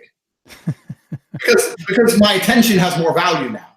Mm-hmm. So that's just an example. I'm not saying everyone should get verified on Instagram. I'm saying if you can find a way to prove your attention has value, then the female will respect it more. This is the point. So I don't think that changes. That doesn't change with any girl. It doesn't matter who she is. It doesn't matter if she's famous, whatever. This is why famous girls get with famous guys, because they like having the attention of someone who's valuable. So there's no exceptions. I've never met an exception. I know for a fact I can help any guy with game, because a lot of dudes don't understand these basic premises of the rules. It doesn't matter. I'm not saying you need to be the best chess player in the world, but you need to know the rules of chess to at least make sensible moves. Most guys don't even know the fucking rules. They're just putting the pieces all over the place and wondering why they're losing. You know, so I just teach people the rules and say, here's the rules, here's the outlines, here's a few unbreakable rules, here's a few good signals, bad signals, a few nuances, whatever. And then you just got to, you know, develop your own style and play within the parameters, and you'll be fine. So no, I don't think I've ever met an exception to any of my traditional approaches with females. Hey, I'm not the most handsome guy in the world. Look at me. I'm fucking my bust up face and my beard and shit. And I that bust up face. Yeah, it's not like I'm the most gorgeous man on earth. So if I can get chicks, anyone can. Like I know my course is flawless. And unlike a lot of pickup artists, I prove what I say with my Instagram. When you see on my Instagram, you see girls. You see all these chicks. So it's not like I'm full of shit. I've got evidence. So that is principles over techniques, people. That's what I got out of that. May I ask Cobra, how does he deal with threats? Well, it depends, man. I get threatened a lot. In general, I think most people only threaten you for attention. Because in my life, I've had 2 people try and stab me. And one of them was random and one of them was an attack. And what was actually taught me a lot is the guy who attacked me and tried to kill me, he never threatened me. Everyone who threatened me never did anything. Now, doesn't that teach you a lot about intention? Mm-hmm. I thought I want this guy dead. He stopped replying to my messages and then tried to kill me at random. Wow, that's fucking... Yeah, that's what's scary. Was if a guy saying, I'm going to kill you, I'm going to get you, I'm going to get you. Well, if he was going to get you, why just go do it? He'd do it. What's he sitting there threatening? Why is he warning you? Yeah, why would he warn you? Because that'll make it harder. Exactly. So like if you're involved in some high-level mafia shit and you owe some money or you owe some drugs or something, then you might get a warning because they want to get paid. But in general, if you're not involved in that kind of stuff, if someone's like, I'm going to get you, a lot of that is just fucking bravado. And the only sensible reply is to ignore it completely, because all they want is your attention. Just ignore it, completely ignore it like it doesn't exist. But I'm scared of the people who don't threaten me. Like if I wrong someone, which I don't do anyway because I'm an honorable guy, but if I wronged someone and they didn't threaten me, I'd be far more nervous than if they started telling me they're going to get me. You know where I'm coming from? Oh, 100%. Experience. And if I ever wanted to hurt anyone, the last thing I'd do is threaten. That's the truth. If I ever wanted to hurt anyone, they wouldn't see it coming. They would never see it coming, ever. Yeah, if your intention is not to have a fair fight, your intention is to get a result, which is someone's death, I'd imagine you don't make a big show about it. You we go straight in for the jugular, as they say. So yeah, if you're serious about it, the last thing you're gonna do is start fucking. I'm gonna get you at this time, this day, when you go here. Nah, yeah, like you might give like a small. You might say, look, you got to pay me back by this day. You know who I am. I ain't playing games. You might give them a chance. If they don't do it, then there's nothing much more to say after that. You know, because the problem with threats is this: most people who threat, I'd say 99.9% of threats are never followed through. So threatening people is dangerous territory, because the reason I don't threaten people is because I would never say anything I don't mean. If I say to you, you better pay me or I'm going to fuck you up, and you don't pay me, now I've got to fuck you up, because otherwise you look like a dickhead. You know what I mean? So the last thing I want to be either is a guy who talks shit. So I don't really give threats anyway, because sometimes you might reevaluate a situation. Sometimes you might change your mind. Sometimes whatever. But once you've given a threat, you put an ultimatum on it. And you have two choices: either fulfill the ultimatum or you lose, or the person loses respect for you. It's like a chick does. I do this to chicks all the time. If I say, shut up or you're getting out, and she carries on talking and you carry on arguing, then she loses respect for you. If I say shut up or kicking you out and she doesn't shut up, I've got to kick her out, because I said it. That's very interesting, because like I'd even suffer from this when I was growing up, is that I treat words very cheaply. I think I could just say stuff, and it's because they're words, they don't really matter, they don't exist. But there is a deep connection between your words and your actual soul, like something about what you are, that if you betray them, you're betraying yourself in a way that we would slowly erode ourselves, and then find ourselves many years later saying a load of stuff that doesn't have any gravitas to it, have any force. And oftentimes I've found people who talk very, like you, for example, you talk very down to earth, but your words carry weight, whereas you can be very heady and talking a lot of intellectual stuff, and your words are less gravitated, because there's almost like you don't mean them in the same way. It's a very interesting thing. Absolutely. It's very easy for me to, look through a dictionary and get a thesaurus and start using big words, but I am very particular with my language, because for a long period of my life, at least for the last 7 or 8 years, I've made a super conscious effort to A, not lie, and B, never say anything I don't do. If I say to you right now, I'm going to do 500 push-ups, I'm going to do them, because I can't go to sleep knowing I'm a liar. I have to finish, because I said I would. My word is my bond to myself. And this allowed me to motivate myself to no end when I was training. If I said to my brother, I'm running a marathon today, and he'd say to me, well, you said it now, so you have to do it. Unless, you're a pussy. It's like, exactly. That's why I didn't want to do it. But now I've said it, I have to do it, because I don't want to be a pussy. I'm not a coward. So for a long time, I've only said things that I mean. So I'm very, very careful with my language. And that's one of the reasons I don't really give threats, because, a couple times I've given a threat and I followed through on it, and I've fought back thinking I could have been more calm, or I could have done that differently. But if I say, shut the fuck up or else, I got to follow through on my or else. That's who I am as a person.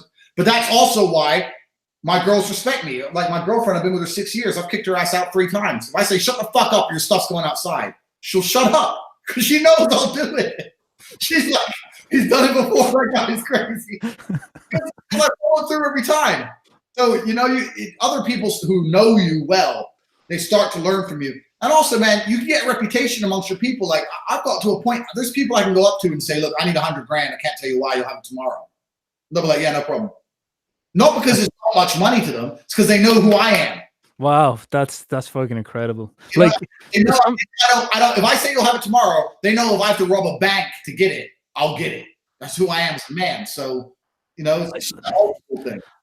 Like that pops something into my mind. There is this sense that people. There is an energy of a lot of men nowadays that are trying their best to redeem themselves from the pressure of turning them into like just disastrous betas, and they want to climb out of that, and they want to find all the strategies and the tactics and the knowledge. But there's something very profound about that idea of, okay, all you got to do is just never betray your word. Like, if you could do that seriously for 10 years and maybe nothing else, just take that thing particularly seriously and always live through your words properly, I'd say you would, it'd be unbelievable the progress you could make. There's something incredible about that concept that is so hard to get your head around.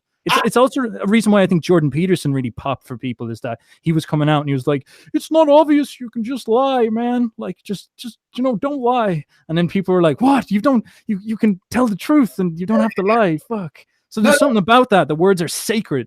Absolutely. And for me, it gave me the power of unlimited motivation. Wow. This Wow, shit. Like there you go. Like, fuck, I gotta get on this more seriously now, man. Oh shit. Because all you have to do is say something, and you can always find the energy to say something. But if you really believe your words and you refuse to give in on them, then you're going to follow it through. So if you say to yourself, you know what? I'm reading all this shit on Twitter about drop shipping. Will it make money? Will it not? I don't know. But you know what? This weekend, I'm going to start a drop shipping company. If you actually say it, and then you're like, okay, well, I've said it now, so I have to do it. And Saturday comes around, even if you don't want to do it, even if you're not in the mood, whatever. But because you found the motivation to previously say it, and you're not the kind of guy who lies to himself, you're not a coward. Like, yeah. I'm not full of shit. I mean what I say. By the end of play Saturday, you might have a drop shipping company, or you'll at least know more, or you'll at least look into it. You might be making $100 a day. Who knows? It might change your life. So all you have to do is find the motivation to say things. I say to Tristan, yeah, I'm going to train 5 hours today. If I said it, that was it. I had to do it because I couldn't live with myself knowing I was one of them bullshitters. And most people's words aren't sacred, man, especially Twitter. I got people all the time on Twitter tweeting me, yeah, Tate, you're the man. I'm the same. I'm like, you're not. I know that if I were to come up to you and say, all right, we're going to do this now, you'd have some excuse. So like, my words are absolutely sacred, especially to myself. And that's why I'm very careful with what I say, because like I said, if I threaten someone, even if I don't want to do it anymore, I have to do it because I won't lie to myself. I won't betray myself. And that allows you to start thinking a lot more carefully about what you say. Yes. Carefully about what you say, you get a lot more direction and clarification on which direction your life is going. And it's just fulfilling your own word, man. I said I was going to be world champion over and over and over again. I was nervous to lose, not because I was nervous to get knocked out. I was nervous I would look like a liar. I told everyone I was going to win. Oh shit, yeah. That's how I was. I was like, no, I'm going to do this. I'm going to have this. When I picked up my Lambo, the best feeling about picking it up is that I told everyone for years I'm going to have a Lambo. Lambo's my car. I'm going to push a Lambo. When? I guarantee you I'm going to find a way to push a Lambo. I don't lie. That's amazing, because that's almost like making your words seem like magic. It's like you're after saying, it's like, look, I said this and it came true. Like I literally have magic power that comes out my fucking face. And then people are like, holy shit. Like to bring full circle what we were talking about earlier about the decline of the West and my suggestion that it does seem quite spiritual in its nature. There does seem to be a very subtle but pragmatic solution there, is that if you could get a large enough demographic of men in our states to turn around and say, I will not fuck with my words anymore and treat them as sacred, I wonder what would happen in 10 years. Like that's a really interesting idea. Something that this is not a new idea. No, not at all. Not at all. I used to say my word is my bond. Well, what's a man without his word? This is all old ideas that have just been completely forgotten. People used to just completely do things on their word. I do business with people still today on my word. Yeah, mind your word. Yeah. I have guys who say, look, I want to invest 50 grand in Romania property, whatever. I said, okay, send it to me. I'll sort it out. Well, do we not get a contract? I said, look, I've told you it's fine. That's it. Done. You trust me or you don't. And I have people who are trusting me and they're getting all their returns and their stuff. I'm like, fucking you.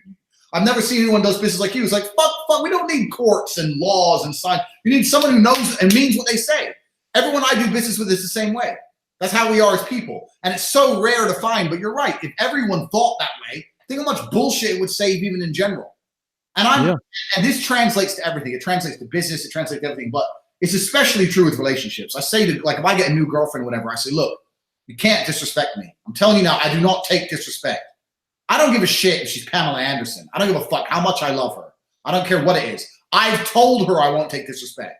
So if she disrespects me after that, I have two choices. She's gone, or I look like a little lying bitch. I'm not going to live in that position of a bitch. I don't give a shit who you are or how beautiful you are. You're out the fucking door. Because I mean what I say. And you're right. To a degree, it does give you magic powers, because I said I won't take disrespect, and now I'm not taking disrespect. I said it, and it's become true. And her ass is waiting at the bus stop, sitting there thinking, you know what? This Tate guy, I really can't talk to him that way. I've got to talk to him nice. And then when I finally forgive her ass, she fucking learns.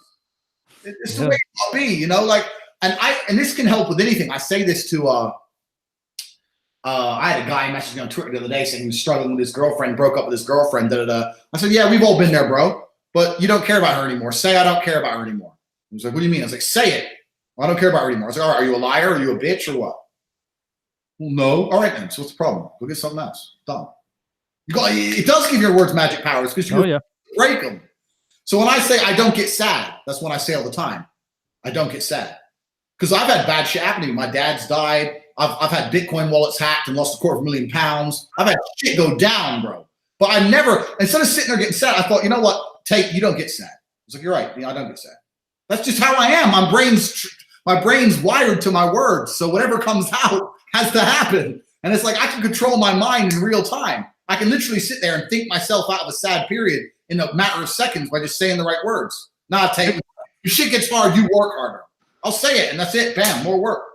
That actually sparked an idea in my head. My dad used to always say there's no such thing as the word can't. And I was like, that's not logical. Like, clearly there is. But it's more like that word can is hope. And most people, when they get stuck in sadness and depression, it's literally a defeat of hope. It's like there is no hope. Yeah. And there's nothing I can do. There's lack of power. Yeah. But that is a failure of your own spirit in some sense. You're like, I can't do anything. I am not nothing. But you're saying it's like if you treat your words serious, you can at least conquer your words. You might even only be able to say, I will get up out of bed and I will do something. But at least if you do that, you're proving that there's something you can do with your words to bring your spirit back to life. Absolutely. And how far could you take that? You could dig that over 10 years. You could do incredible things with that. Exactly. You don't have to say anything completely absurd. You can just say basic stuff. You know, because you learn to respect your word and you learn to say things you know are within the realms of possibility. But you're right. I'm going to wake up at 7 a.m. every day this week.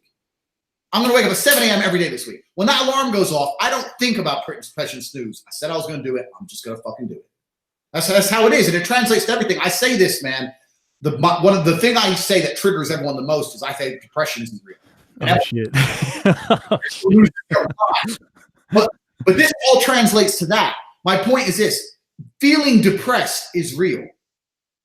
Everyone can feel depressed, but depression as some disease you catch from the sky that cripples you and you can't do anything about is not real. You have depressing situations that make you feel depressed. The only thing you can do is change that situation to make yourself happy. There's no other way out. If you're fat and lonely and broke and depressed, you need to stop being fat, stop being lonely, and stop being broke, and you might feel better. So if you can respect your own word and say, you know what, I'm depressed, whatever. I'm going to the gym every day. I'm losing 20 pounds. That's what I'm going to do. And you stick to it. You'll be surprised how much better you feel. You'll be surprised how quickly you start to think, you know what, I can do this. I can do that. I can do this. Oh, it's unbelievable. Yeah, it's unbelievable. So, and it's that massive problem with things like depression and the dark side and getting dragged down to sadness and all that. First of all, people don't value those things. They don't think that when you get into a depressive state, that there's not something that you could be learning, such as, or maybe I need a new perspective. Maybe there's something I'm doing wrong in my life and all that. Instead, they can categorize it as something wrong with them. And it's like oftentimes you're depressed because you've been fucking up and it's a time for change and all that shit. And yeah, like it's really about that idea of like, you can dig yourself out of that stuff, but you've just got to have that little bit of hope at the start of it. And that's a belief thing. Well, depression is I'm going to say something that's going to really trigger people. Depression is a blessing. And I'll tell you why. I'll tell you why. Because there's no light without dark. Yeah. There's no joy without pain. You have to have both. It's the oldest human philosophy, yin and yang. The only reason I'm so happy with my life now is because I was once broke. This is why having some money is fun. I've had one and now I have the other. So if you're depressed, you just sit there and go, okay, my life now is shit and I'm depressed. It's going to be fucking amazing when I get my shit together. Mm-hmm. Like that's a blessing. You've been given a baseline to compare it to. And you're going to be thankful as fuck you were once depressed when you're right back at the top. Imagine me and Tyson Fury now. He was depressed and now he fucking just fought that fight and got paid millions and millions of pounds and everyone's loving him again. The differences in his mindset, that's where the fucking experience of life is. Life is, you look at life and you enjoy it based purely on the differences. Humans, if you're born rich and you stay rich your whole life, you don't fucking appreciate it. It doesn't mean anything. Mm-hmm. Humans detect differences. We don't detect our situation. We detect differences in our situation. And this is the reality. So if you're depressed, you have a shit baseline to build a great life off of. Fantastic. Good. But you need to be man enough to get up and do something about it. To sit there and cry your eyes out and think you're going to take a pill is garbage. And this is what the world wants. The world will tell you that, but it's not the reality. Everyone has the ability to be depressed if their life is shit. And everyone has the ability to be happy if they live the life they want to live. There are some famous people who say they're depressed because they may not be living the life they want. If you live the life you want to live, you're going to be a happy person. Depression is an evolutionary. It's an evolutionary mindset we've evolved to stop us from living lives that are shit. To stop us from just sitting around doing nothing. That's all. Otherwise, we wouldn't do shit with ourselves, would we? We would just sit around. I'm sitting beneath a mango tree. I can sleep here. I can eat mangoes. I'm going to just stay here for 8 years and die. The only reason we get up and do shit is to prevent ourselves becoming stagnant. That's all depression is. So you got to get up and fight. People have lost their ability to fight, man, and it all translates. You glitched on me, sir. Are you still there? Yeah, I'm here. Can you see me? Yes, I've got you. Right.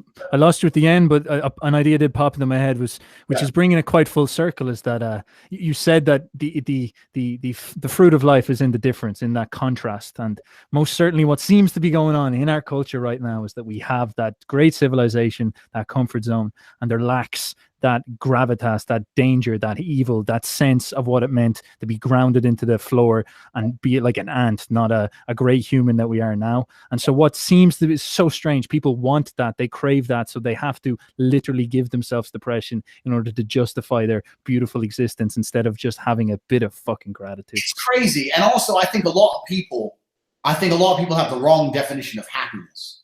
When I say I'm a happy guy, that does not mean I'm fucking people. I say I'm happy, and people go, well, you never smile in your pictures, or you're always complaining. How are you happy? My view of happiness is different I think a lot of people have this view of happiness like it's the same as being a kid. When you see a kid at Christmas and they open up that toy and they're smiling and laughing and, oh, I got this toy. We're grown-ups. We have responsibilities. We have duty. We have more important things to worry about. As a grown-up, you're never going to be happy like you were as a kid. You're never going to be joyful and laughing and smiling all the time. It's just not that's not the human reality of adult happiness. Adult happiness for me is just a lack of absolute sorrow. Like, there's no such thing as cold. There's only a lack of heat. Scientifically, cold doesn't exist. Heat exists, and a lack of heat creates cold.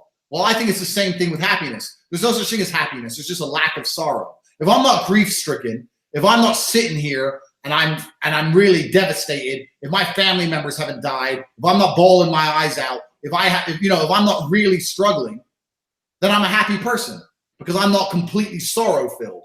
But I think a lot of people are somewhere in the middle, and they think because they're not at that giddy, childish happiness that there's something wrong with them. No grown-up adult is supposed to live at the fucking absolute peak of life's great, I'm happy. No one's supposed to live that way, and we're told we're supposed to live that way, and that if you ever feel a little bit sad, there's something wrong with you. That's not true. We're human beings. It's perfectly normal to wake up and be pissed off and be sad or be this or be that, because there's nothing wrong with it. The only thing that's wrong with it is to sit there and believe that you need to start taking a pill to fix it. Oh God, yeah. Like it's very scary, that thing about the fucking pills and all that shit. Like, because that is a confession that there's nothing you can do, and it just erodes your soul. But my man, we've got a few more questions that we'll rapid fire through, because this is an endless topic. Yeah. I want to ask Tate from where he gets his energy and what sits his soul engine. I want to ask Tate from where he gets his energy and maybe where sits his soul engine. That's a good question. But I don't know. Like, we spoke earlier about how I speak things into existence to give myself unlimited motivation. That's one thing. I still do that to this day, bro. I've been doing that for years. I still do that. I'll sit there and think, you know what? I don't want to do that, but I'm going to say it to someone. I don't just say it to myself. I say it to somebody because then I'm accountable. I'll say it to someone. I'll go say, Tristan, my brother or whoever, I'll say, I'm going to do this. And they'll go, no, you won't. So now it's a challenge. Now you think I'm a bitch. Do you know what I mean? So now it's a competition. Now I get to win. So that's the one thing. Second thing is, I don't like to waste words. I mean, if I'm going to say something, I'm going to say it with passion. Like, why talk otherwise? Like, you know what? Actually, one guy came up to me, a guy who I randomly met. He recognized me from Twitter in Thailand. He came up to me and started talking to me. And then he fucking did a little hit piece on me on Twitter and started tweeting things at me, insulting me, saying that when he met me, he was disappointed because I didn't talk very much. Hey, I thought Tate would be this crazy guy, and he didn't talk very much, and there was girls in the bar. He didn't try and talk to the girls, and he was just really barely said anything, and he was just sitting on his phone. And the guy's a loser. Anyway, the point is, well, because I see someone I barely know, I'm supposed to jump up and start trying to get him laid, am I? Shut up. Anyway, Yeah, it's that thing that happens with a lot of people who are big, is that they become they are a character, you know. And then when people meet them in real life, they're like, be the character, Yeah. and it's like, dude, I'm a person, like, fuck off. but the point is also that right now, what I'm speaking to you, I'm saying it with meaning. I know it's gonna resonate with people. I know it's gonna be on the internet. So my energy is that if I'm gonna talk, it's gonna have meaning. Most of the time, my general day-to-day life, I do get described as a quiet person because I don't speak unless I really believe it has an impact or an effect. Yeah, that's very interesting. I will sit in groups with like friends and not talk for hours. And people say to me, "Why don't you talk?" I just say, "Because I have nothing. You're talking about bullshit. Like, I don't care. What are we talking about? Breaking Bad? Like, I don't care. I don't care. So I don't talk a lot in general. So I think it looks like I'm super energetic. It's just kind of like, how do I say it? Like a light is either on or off. Yes. That's a very interesting, because you would strike me as very extrovert and the sort of person sitting there at the table and just being like talking. But that does make a lot of sense. Is that if you put gravitas into your words, why would you expect yourself to be doing small talk all the time? Like it's that's completely counterintuitive. So that will involve becoming the more introverted warrior samurai type from time to time, and you'll just have to make peace with that. And that's actually part of the process. It's like, fuck, I just need to shut up here. Why does gold have value? Because it's rare. Yeah. So if I'm in a business meeting and there's 5 of us and everyone's talking, I may only say 5 words, but people listen to what I say. You know what I'm saying? So yes.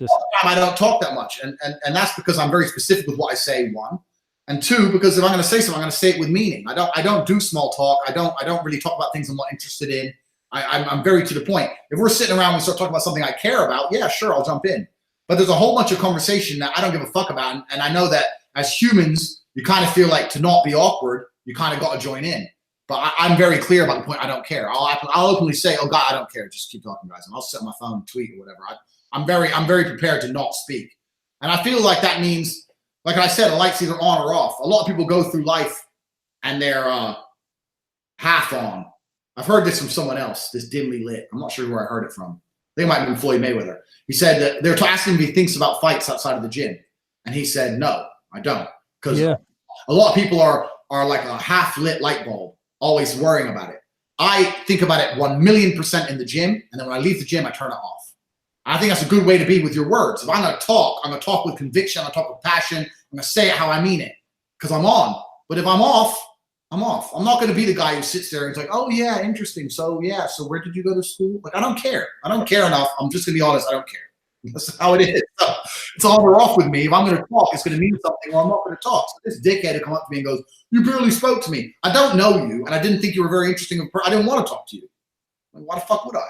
So it's just how it is.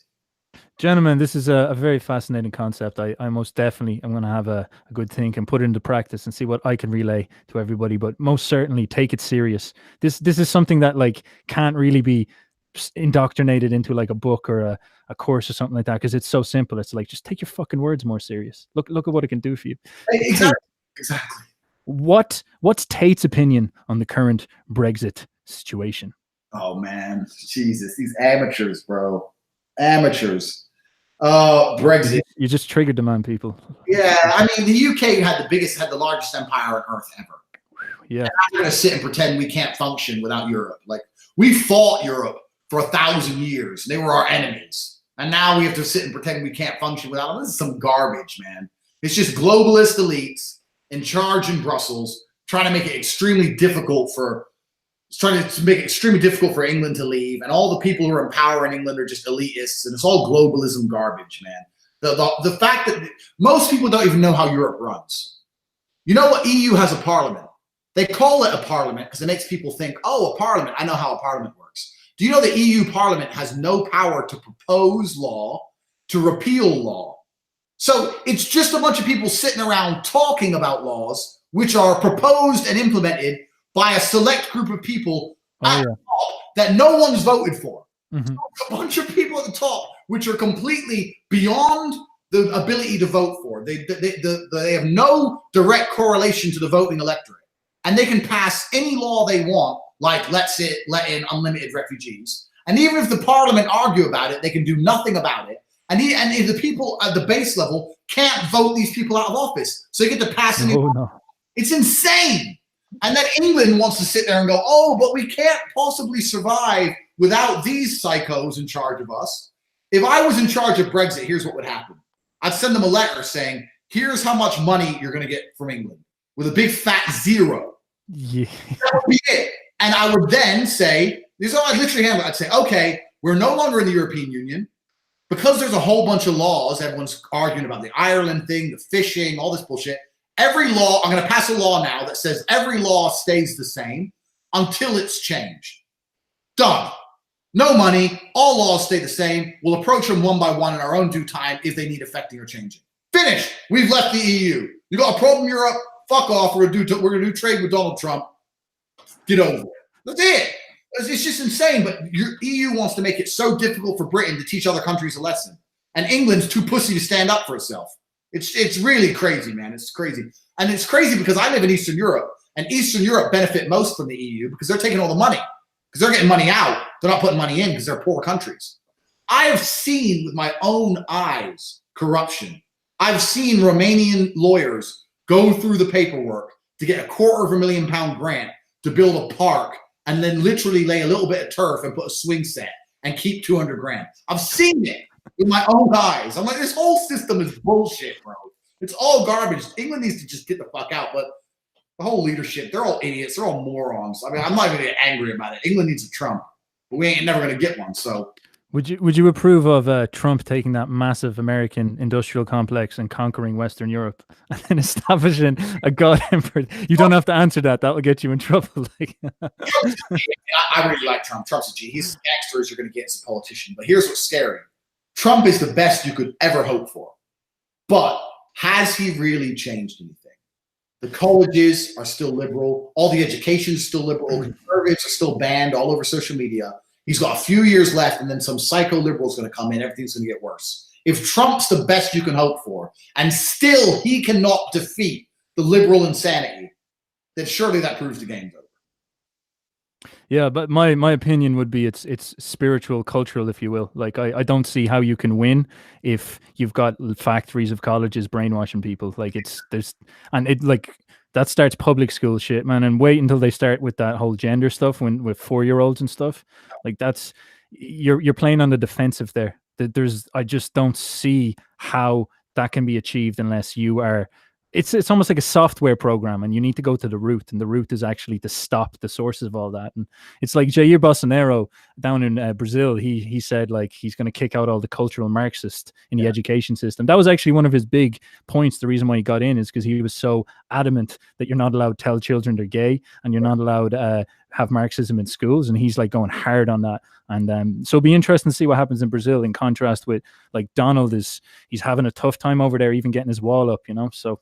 Crazy. It's crazy. I don't know. I don't know. I don't know. Here's a good question actually. What's your advice to teenagers living with single mothers wanting to not go into the university debt machine? Well, I was a single mother. I was living with a single mother, and I didn't go to university. And my mother was upset about that. And I told her to trust me. I'm a G. I'm going to be a kickboxing world champion. And she called me crazy, and I proved her wrong 4 times. So it's not about a general rule. My question is this, because people say this still all the time, should I go to university? I go, well, I don't know. Are you going to not go to university and sit at home smoking weed and playing video games? Or are you going to not go to university and do something? I would never recommend university because I think that a degree is worth nothing. Who has a degree nowadays? Everyone. The guy who works at Sainsbury's has a degree, so who cares? 1. 2, it does put you in massive debt. So I would never recommend university. But you got to do something with that time. You can't skip university to be a dosser and do nothing. So, no, don't go to university. Tell your mother that you've got a better plan and go out there and get a job, because I believe that'll be better for you in the long run. Just a side note, when I was working, I got many jobs that required a degree without a degree because I was just so flawless in the interviews. So I think if you learn to speak correctly and orate correctly and you have good body language and you're arrogant enough, you can do well. I walked into positions, they said, do you have a degree? I say, no, I don't need a degree. Other people need degrees. I don't need a degree. I know that me spending 4 years for your company and learning things here will teach me far more about this industry than I could learn from an outdated textbook in a university course. I'm prepared to sit here and work I'll be the cheapest employee you've ever had. You can pay me the least, and I guarantee I'll do the most work. You're never going to have a member of staff as efficient and dedicated as me. So I don't have a degree, but I'm guaranteeing you now I'll be the smartest decision you've ever made. You say that to a boss, and they'll be sitting there going, this dude's so arrogant. He must know something. He must know something. Like, he can't be a complete fool. Like, put him in sales at the very least. Like, yeah, they're like, okay, well, we'll give you a 1-week trial. Like, they all want to see if I was full of shit or not. All you have to do is start early for work, be there at the desk, head down. It's like things are like, this dude's crazy. But crazy is a good thing if it's in the right way. You're, at the end of the day, you're making the boss money. Like I say this all the time. Job interviews for me were so easy. I used to ace them. I used to kill them. Because I used to sit there with like a job interview and I'd say, okay, all right. I used to do sales. I was a salesman because it's where you could make the most money. But I used to say, I'm being perfectly honest with you. I need to make at least £1 million a year. They're like, oh yeah, but this company only turns over 2 million, so you're about to turn over a lot more. I'd say to the job interview, are you prepared for the amount of orders I'm going to bring you?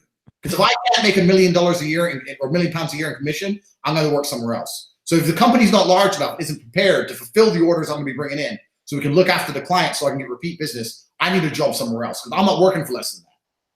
And they were supposed to be quizzing me. Yes, them, I live in the script.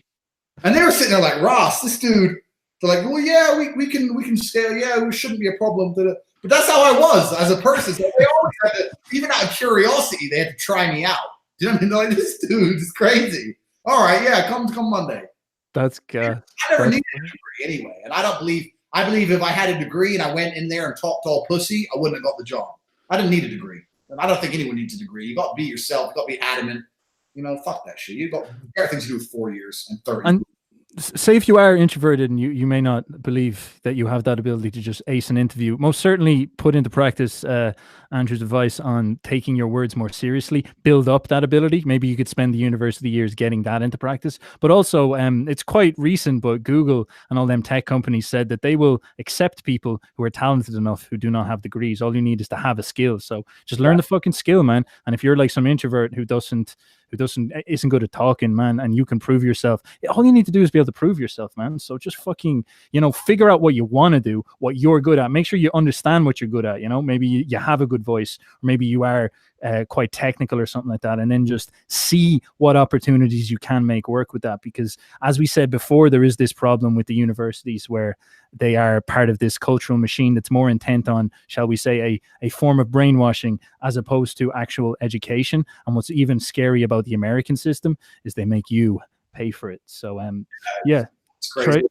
And I would say this to introverts all the time as well. I know if you're introverted, it can seem very daunting and stuff, but for certain aspects of your life, like women, like job interviews, being confident and being extroverted certainly helps. And I do believe it's something you can learn. You don't have to be a full-time psycho. You haven't be the center of attention, but to learn to speak confidently and learn to be just arrogant enough to be believable, I think it's something everyone can put practice into and learn. I learned it. Like, I know it was semi-natural to me, but I learned. I literally sat and thought, how can I come across as so fantastic they have to hire me? Like, it was conscious thought. I mean, I realized that humble is not the way. It was never the way. It was just blow up. Like we talked about Conor McGregor earlier. Look what he did with his fight career by just running his mouth. There's a whole bunch of fighters with better records than him, but they didn't talk enough. So there's a whole bunch to be said. I think you need to be able to turn on the extroversion when you need it, but you have to be socially aware. Obviously, not when you don't need it, but when you do need it, it's there. So it's all good. It's just a skill, another skill to put in the box. You got to have as much as possible and something you can drag out when you need it. That's all it is. 100%. Those skills are extremely valuable as well, and of course, not taught, and they're very hard to teach in a formal way. You actually need to. It's very personal. It's that personal development side of things. But yeah, take that stuff serious. Like if you're a young kid at that age, you've got your whole fucking life ahead of you. Remember that. You got time. So plan it and play it well, because most of your friends are going to be degenerate at that point. So you're going to have a field in front of you that you can play. A few more questions here. Tate, when you coming back to fight? We want to see your body, 200 pounds, man. Also, what's your prediction for Ivan Throne versus Mr. Plenty? Yeah, well, I should be coming back. We'll see what happens to the Ivan thing. We were going to have an exhibition match. Ivan's an awesome guy. He's a really good friend of mine. So, yeah, I should be coming back. I've got a lot of commitments, man. I'm not making excuses or nothing. Like I said earlier about respecting my word, I think a lot of that comes from fighting, because fighting is not something you can half do. Like with a lot of sports, you can half do it. If you half do fighting, you're looking to get your ass kicked. So it's either got to be something I do with my entire soul or something I don't do at all. So I need to really make that call in the upcoming weeks if I can really justify giving up everything else to give myself every possible advantage and really, really make sure it's the only thing on earth I care about. But yeah, that's what it is. I would also, I'd recommend to anyone watching to go to fight classes and learn. There's nothing wrong with getting punched in the face. Like, it's good to learn how anti-fragile you are. It's good to learn, like, especially in a class. Like, no one's gonna kick the fuck out of you in a class. You're gonna be fine. You're not gonna get badly hurt. Like, even if you get a black eye, like, who cares? It's gonna heal 3-4 days. Like, I think it's good for every man to just go and get punched. That's why I go when I'm out of shape, specifically because I know I'm gonna lose. Well, I didn't lose. I still won, but you know what I mean? I'm going to get hit. When I'm in shape, no one can hit me, but it's good to, it's good sometimes. It's to fucking, you're a human on the planet. It's an experience. It's good to know what it feels like to be wobbly. Go take it, So I recommend every guy to go out there and at least hold your licks a little bit. It might save your life one day anyway. You never know. 100%. Like, I've never done anything professional now, but I learned to fight, and the difference in my personality afterwards was astounding. There's something about a baseline level of physical competence that improves your confidence on every level. It's an astounding skill. So I really, really recommend people try it. It's an amazing experience as well. Like, your ancestors carved humanity out of violence, and it's good to get in touch with that from time to time. That's why Fight Club is such a resonant movie with people. Yeah. We have a few questions here. I'll try to go through them quick fire. Tate's opinion on Brexit. This motherfucker really wants to know. Tate, can I pay you to get an Instagram page of mine verified? If so, where to reach out? Yeah, you can. I can tell you how I did it.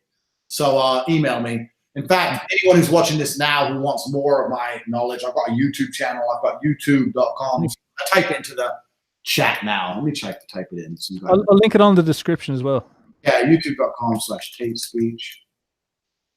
And then I've got on CobraTate.com, I sell courses. So I sell a course on body language, which includes like how I speak, how I orate myself. A course on fitness, because I've got a fitness program I do from home that keeps me in fantastic shape 30 minutes a day. Course on how to get girls. Course on how to make money. I've got a war room, which is a group of individuals who are really chasing the cash. And there's like 50 of us. We're all in this one group on Telegram. We're just talking, different guys helping each other with different projects. We're launching 3 or 4 businesses between the 50 of us. It'll be crazy. So we got the war room going on. So there's a lot of stuff I'm doing to help guys improve their lives and improve their standing from their current position anyway. So it's all there. So anyone who wants any more, I mean, I can talk forever if I need to. Anyone who wants to hear any more of me, there's plenty of it there on YouTube and on the courses. And I really, you know what? I've of my courses, my PhD course, I have a 100% approval rate. I thought I'd have a whole bunch of like haters.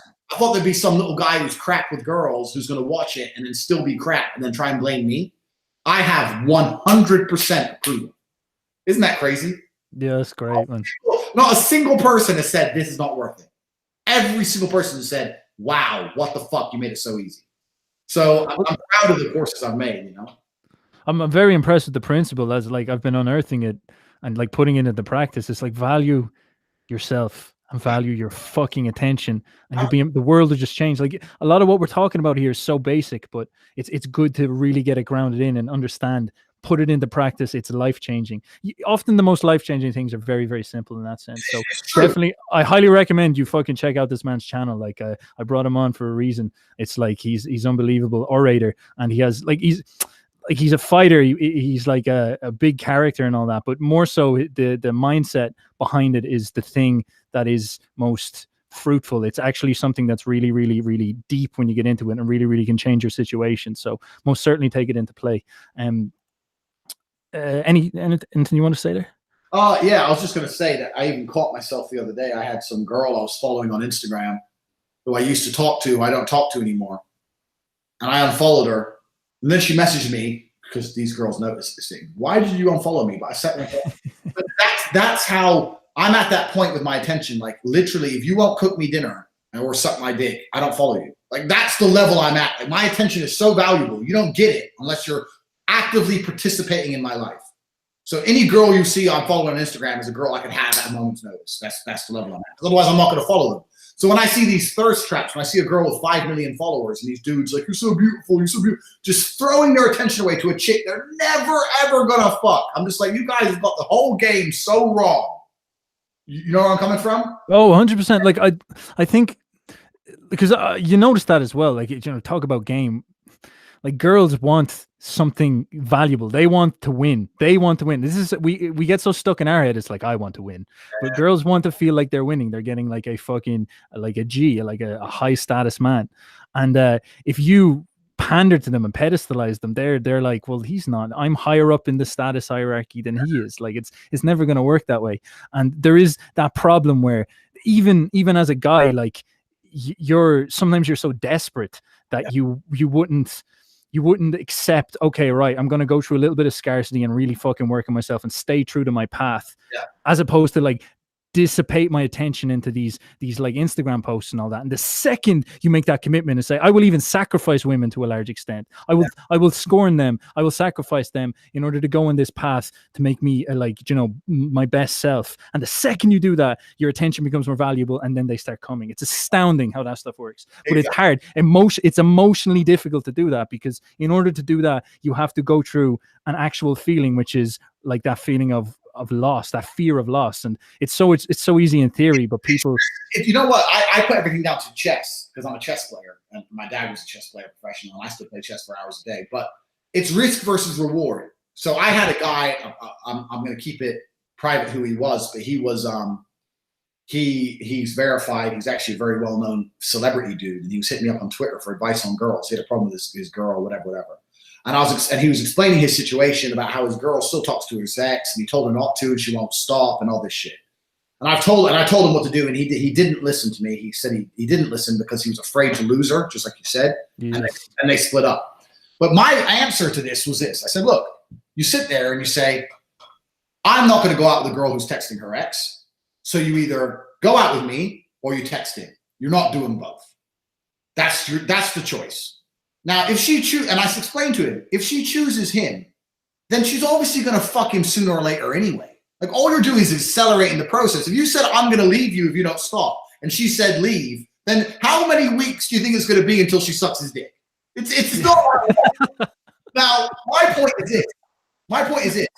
But by shocking her and offering her an instant attention takeaway, even if she walks out, never text her, never reply to her, completely ignore her unless she apologizes, then you might shock her system into getting what you want.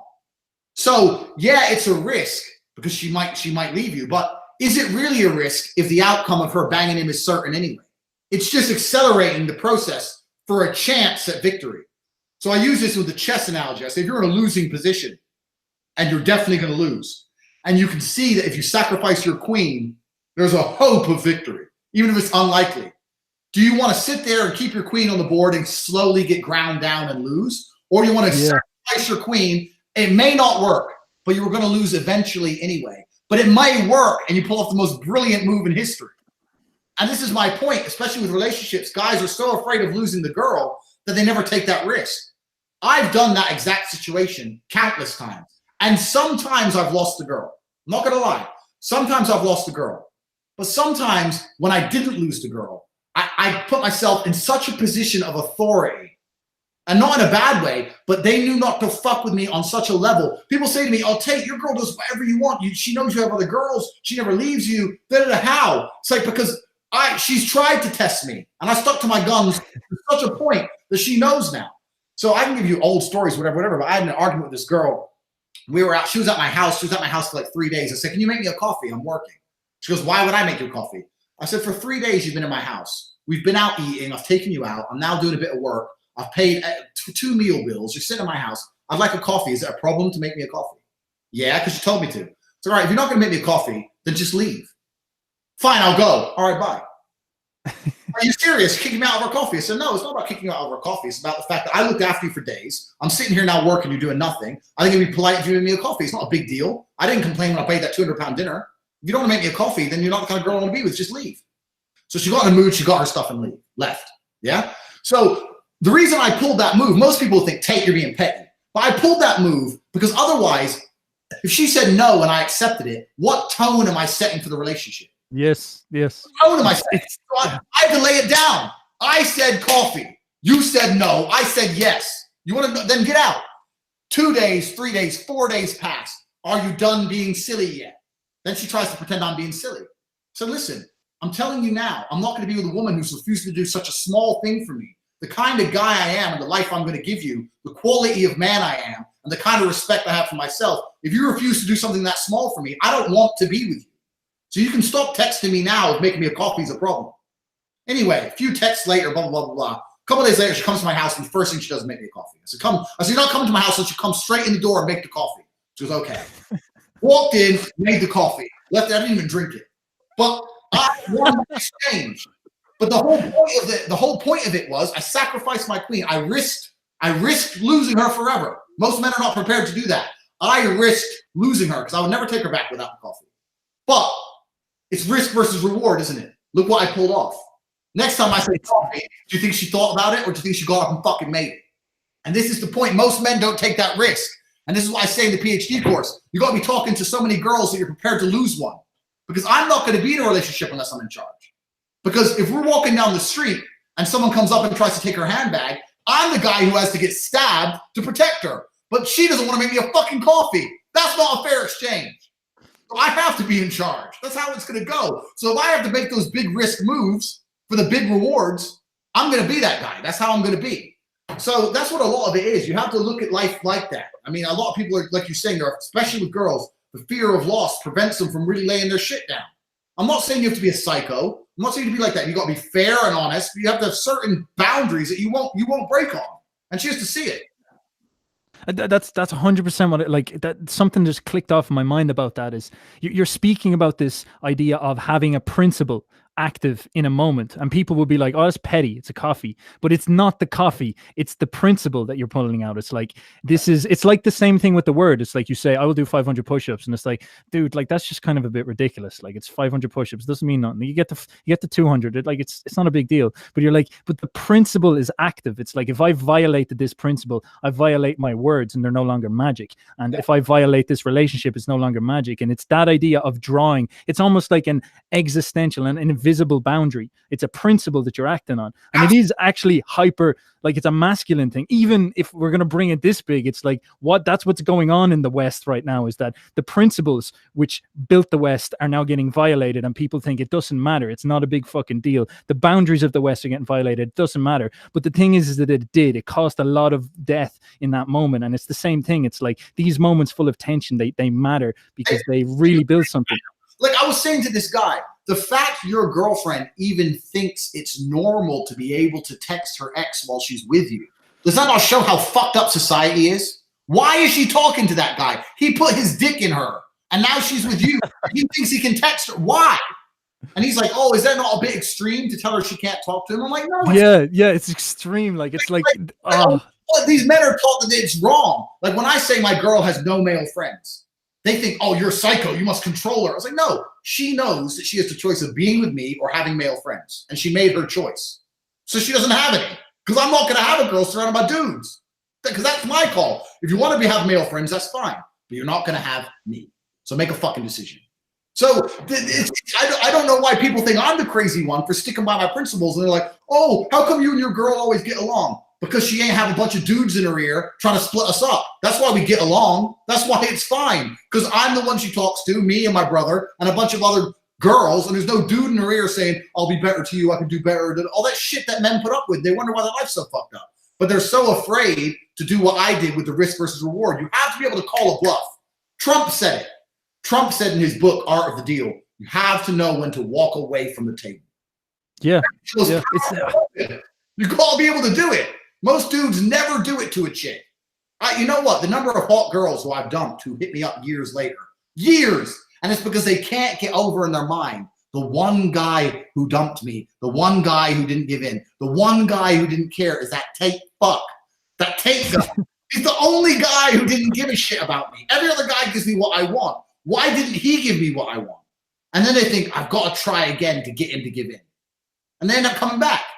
Because women aren't even familiar with this. Women don't even go. Most hot girls have never had a dude bail on. Ever. No, hot girls don't get kicked out over coffees. So when I did that to her, her brain fried. She couldn't believe it. She's like, oh, your personality, you're a psycho. You're trying to think of every reason why I'd kick her out over a coffee. And eventually it clicked. And she's like, you know what? I should have just made the coffee in the first place. So I told you. Eventually she got it in her head. It is 100%. That's what's going on there. Is that it's astounding. It's astounding how much comes out of that simple idea is that you have her and you value her more than your own principles. And what that does is that corrodes your ability to have a character, and you also lose her. You lose everything by valuing the wrong thing. And if you value your principles, which in essence is yourself, everything will fall in the right place. And that is so psychological and like mindset and even metaphysical to an extent. And it is the one thing that seems to be going wrong, is that we live in this anything goesism type situation where it's like there are no such thing as boundaries. Boundaries are in fact bad, and that's destroying us, and especially men. It's especially destroying men. It's astounding. I don't know what's going on with people. I say to dudes all the time, like I get help, like I said, all the time for relationship advice. I say, don't let your girl have male friends. You're like, well, why? If I was your girl's male friend, do you know how that ends? I know how that ends. So if you don't know, you should know, because I know. You know, like, obviously, if she's known guys since school, whatever. If you're their friends too, maybe there's some exceptions. But I'm saying if your girl's, if you're really the man your woman is obsessed with and in love with, she shouldn't want to be texting some other guy about anything. Like, why? Like, maybe it's a work thing. She texts him quickly. But if she's sitting there all day actively talking to some other dude, why? I see a warning sign there. Other people don't see a warning sign because they're conditioned not to. Like, it's normal to be that way. I'm like, well, what do I do about it? I was like, well, you got to take the risk. It's risk versus reward. You got to know when to walk away from the table. Trump did it with North Korea. This is what he did. They organized the first meeting and he canceled it because he was to the show. He canceled it because they said something bad about him on the news. When all the shit was going down, before they fixed the problem, he organized a meeting. They said something bad about Trump on the news, so he canceled it and said, I don't want to meet you while you're still insulting me on the news. Now, that looks petty, but what that really is showing, look, you're not going to fucking insult me and me turn up. Fuck you. Principle. And then North Korea came back to the table, and guess what they stopped doing on the news? Insulting Donald Trump. But people, you've got to be the guy who walks away from the table, especially in relationships. I can't stress enough how important that is. But you also have to be man enough to understand that that ain't going to work every time. Some chicks you are going to lose, but you just can't give in. I'll tell you something now, man, and this is a fact because I've run the numbers, brother. I've run the numbers. I've never had a girl who I split up with in that kind of situation who didn't eventually come back and message me or even like an Instagram picture. Even if it takes 3 years. I've had girls 3 years later start liking my Instagram pictures trying to get my attention. Like liking 10 of them in a row so I can see on my feed. It may take 2 years, it may take 3 years, but in the end, if you're iron-willed, you will win.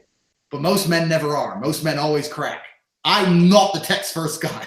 I'm not that guy. I refuse. I'll say I'm not texting you first. If I said it, it's real. Done. That's it. And eventually they give in, man, because they're not used to it. No, they ain't used to a guy doing that to them. So it's you just got to stick to your words. And this is the thing, man. A lot of guys, especially men, the whole world talks about how unhappy women are, but no one gives a fuck about how unhappy men are. I guarantee there are more unhappy men in relationships than unhappy women. People think that women are unhappy in relationships. Poor you, he doesn't give you enough attention, blah, blah, blah, blah. That's bullshit. Do you know that like 80% of married dudes are like in sexless marriages? They can't even get laid. They can't even fuck. They can't fuck the woman they're married to. If they fuck anyone else, they lose their house and kids. They're supposed to live the rest of their life without ever having sex, ever. And society thinks that's normal. Like most dudes are just miserable. And the reason they're miserable is because their woman doesn't respect them. And the reason she doesn't respect you is because you allowed her to disrespect you one too many times. That's all it is. You've got to fucking eventually set a boundary. Like, this was a few years ago, a long time ago. I was with another girl. She tried to pull that sex thing on me. Oh, well, you know, I barely seen you. I don't want to see you. I said, okay, that's fine.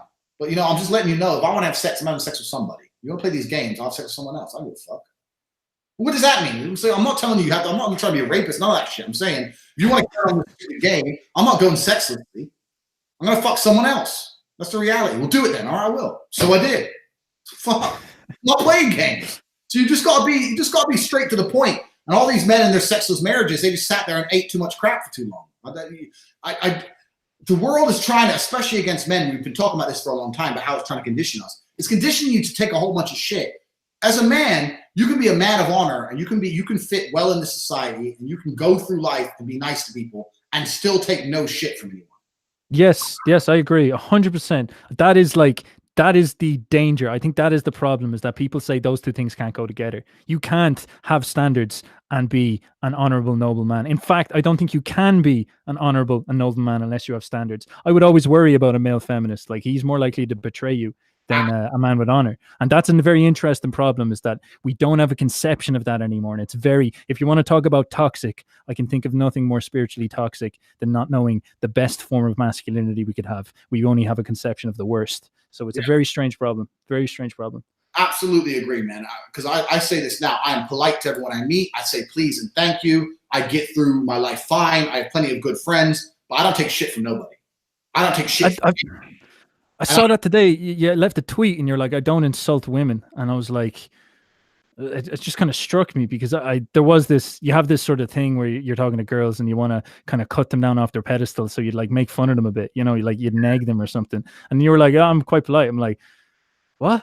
Like, what? That doesn't make sense. And it's like, well, actually, yeah, if you've got the principle active, you could be a fucking gent and the principle will do the work. And yeah, like, it's shit like that. It's just, it's like a lot of guys are getting into this manosphere stuff because they don't have a positive conception of what masculinity is. I think women suffer from this too. They don't have an idea of what a great man is, and so they are always unhappy, trying to search for something, and they're never finding it, and they don't know why they're unhappy, and eventually they start blaming men. And maybe that's where that shit test energy is coming, is they're prodding and being like, something in me makes me realize there needs to be a better form of masculinity, but you're not it. And then no guys know how to bring it out. It's very, very interesting. This is why every fucking hardcore left-wing feminist ends up falling in love with some right-wing dude, because he's the first dude to tell him to shut up. It's the reality. I mean, I've done it myself. I've been on dates with feminists, and I changed their minds with my big dick in no time. So it's certainly doable. And the reason I say I don't insult women is because, like, on Twitter especially, like, if someone comes at me, I might say, "Oh, you're a 4 out of 10," or something, and mock them, whatever. But my point was very clear. Is that I think when we're saying about power of words, if I'm going to insult someone, it does two things. One, verbal insults is fighting. And I don't believe you should go down that path if you're not prepared to actually fight someone. I wouldn't insult a guy I'm not prepared to fight, so I wouldn't insult a chick because I'm not going to hit her. And two, I think the most masculine and probably the most annoying, especially if you're in an argument, the most annoying way you can be as a man. As a man, I like to show that I can't be emotionally affected. If you start insulting someone, that means they made you mad. I love it when a girl's like, you're a fucking cheater, you're a scumbag, you're a piece of shit, you're this, you're that, you're this. And I'm just like, okay, anything else? Like that's what annoys them more than anything. Because what people do is they want to affect you. If you insult a girl, it shows she's affected you mentally. You have to show that you're above her games. So that's why I don't believe insulting women's effective. Like, a woman would rather be called every name under the sun than be ignored. That's a fact. So I'll just stick to the ignoring. It annoys them more in the end. Yes, it's true. The principle active, like, attention matters. So Absolutely. even just like insulting them is a little bit needy on some level. Like, it's less needy than pandering, I guess, in some ways. But if you're like insulting them, you're like, please give me attention. This is my attempt. This is the thing. Like I said, I've coached lots of guys. So I had a guy whose wife used to go nuts at him every time he went out. And every time he's out, he's sitting there arguing with her. I was like, bro, you're on a night out. She doesn't like that you're out with your friends and she wants your attention. So she's starting an argument because you're going to sit there and text her insults all night. She'd rather you insult her all night than ignore her. So what I do when I argue with girls is they start getting fresh. I say, stop saying that, whatever. They carry on. Ignore them completely. Just ignore them completely. Because then they learn Tate only replies to me when I'm nice. When I get stupid, he ignores me. That's what you learn. If you start insulting them, insulting's still attention. Women love attention. They don't give a shit. If you get a fucking big ass argument, you're still focusing on them. Women can get so toxic with that. This is why women stay with men who are like abusive. Because I know girls who are with abusive guys, and then they leave that. Eventually, the abusive guy goes to jail, whatever. They get with a normal guy. I knew a guy who was going out with a girl who used to be abused. Yeah. And he was saying, she drives me crazy. If I don't call her every 2 minutes, she says I'm cheating.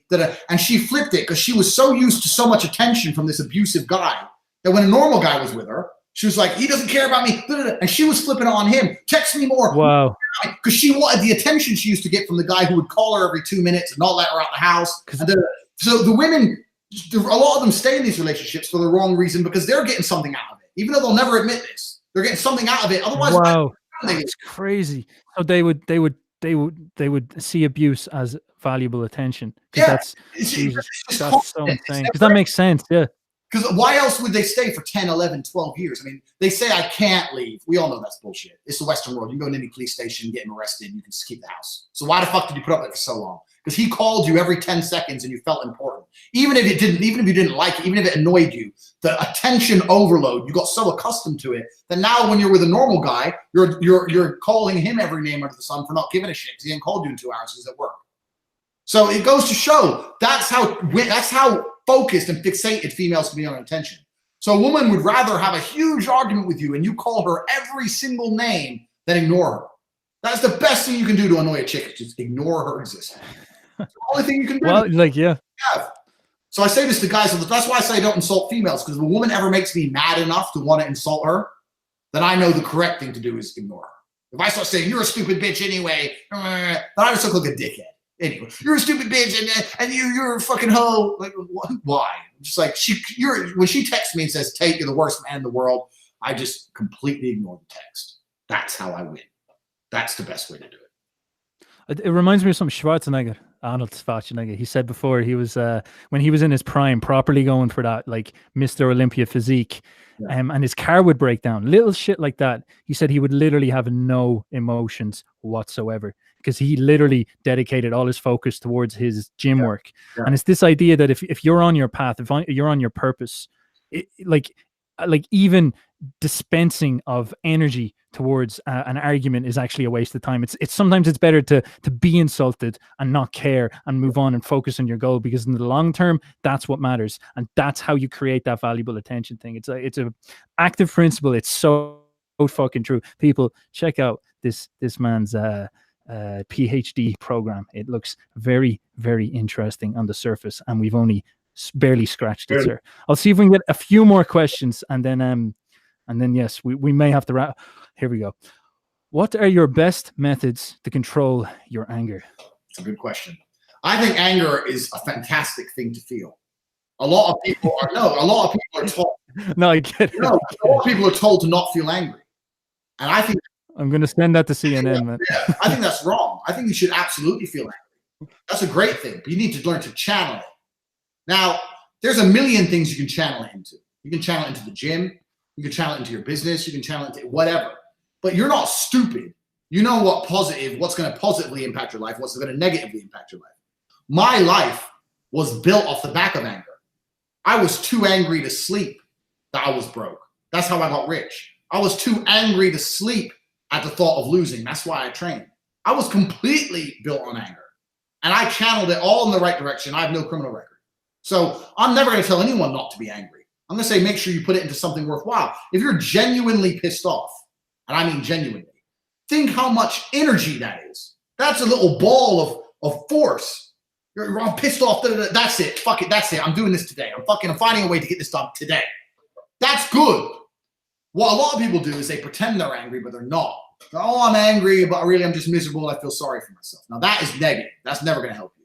But if you're genuinely angry, then you have unlimited motivation. So I don't ever try and stop myself being angry. I just make sure I have something to put it into. Fantastic. Good. Be angry. Good. Absolutely. But you need to have an outlet in your life that's going to benefit your life. Doesn't matter what it is. Go do push-ups. I'm so angry. If you're so angry, you want to talk how angry you are like a tough guy, show me 1,000 push-ups. Come on, you're so angry. Move them arms. You're so angry. Use your force. Oh, what? You're tired now. Well, you're not angry anymore. Well, shut the fuck up then. So a lot of people just talk anger. They like to talk shit. But a lot of it's just like feel sorry for themselves, frustration. That's different than anger. Anger is a positive emotion. Feeling sorry for yourself is a negative emotion, because feeling sorry for yourself, it's implying that someone or something's going to come along to save you. And that's never going to fucking happen. No one's going to wake up and think, you know what? This Tate dude, I want to get him a real hot girl and a fucking Lambo. Let me go find a hot bitch in a Lambo and deliver him to Tate. It's never going to happen. So either I have to do it or no one's going to do it. So sitting there, oh, poor me. No, I don't have a Lambo. Poor me. That's hoping someone else is going to give a fuck, and no one else is going to give a fuck. So it's just a name.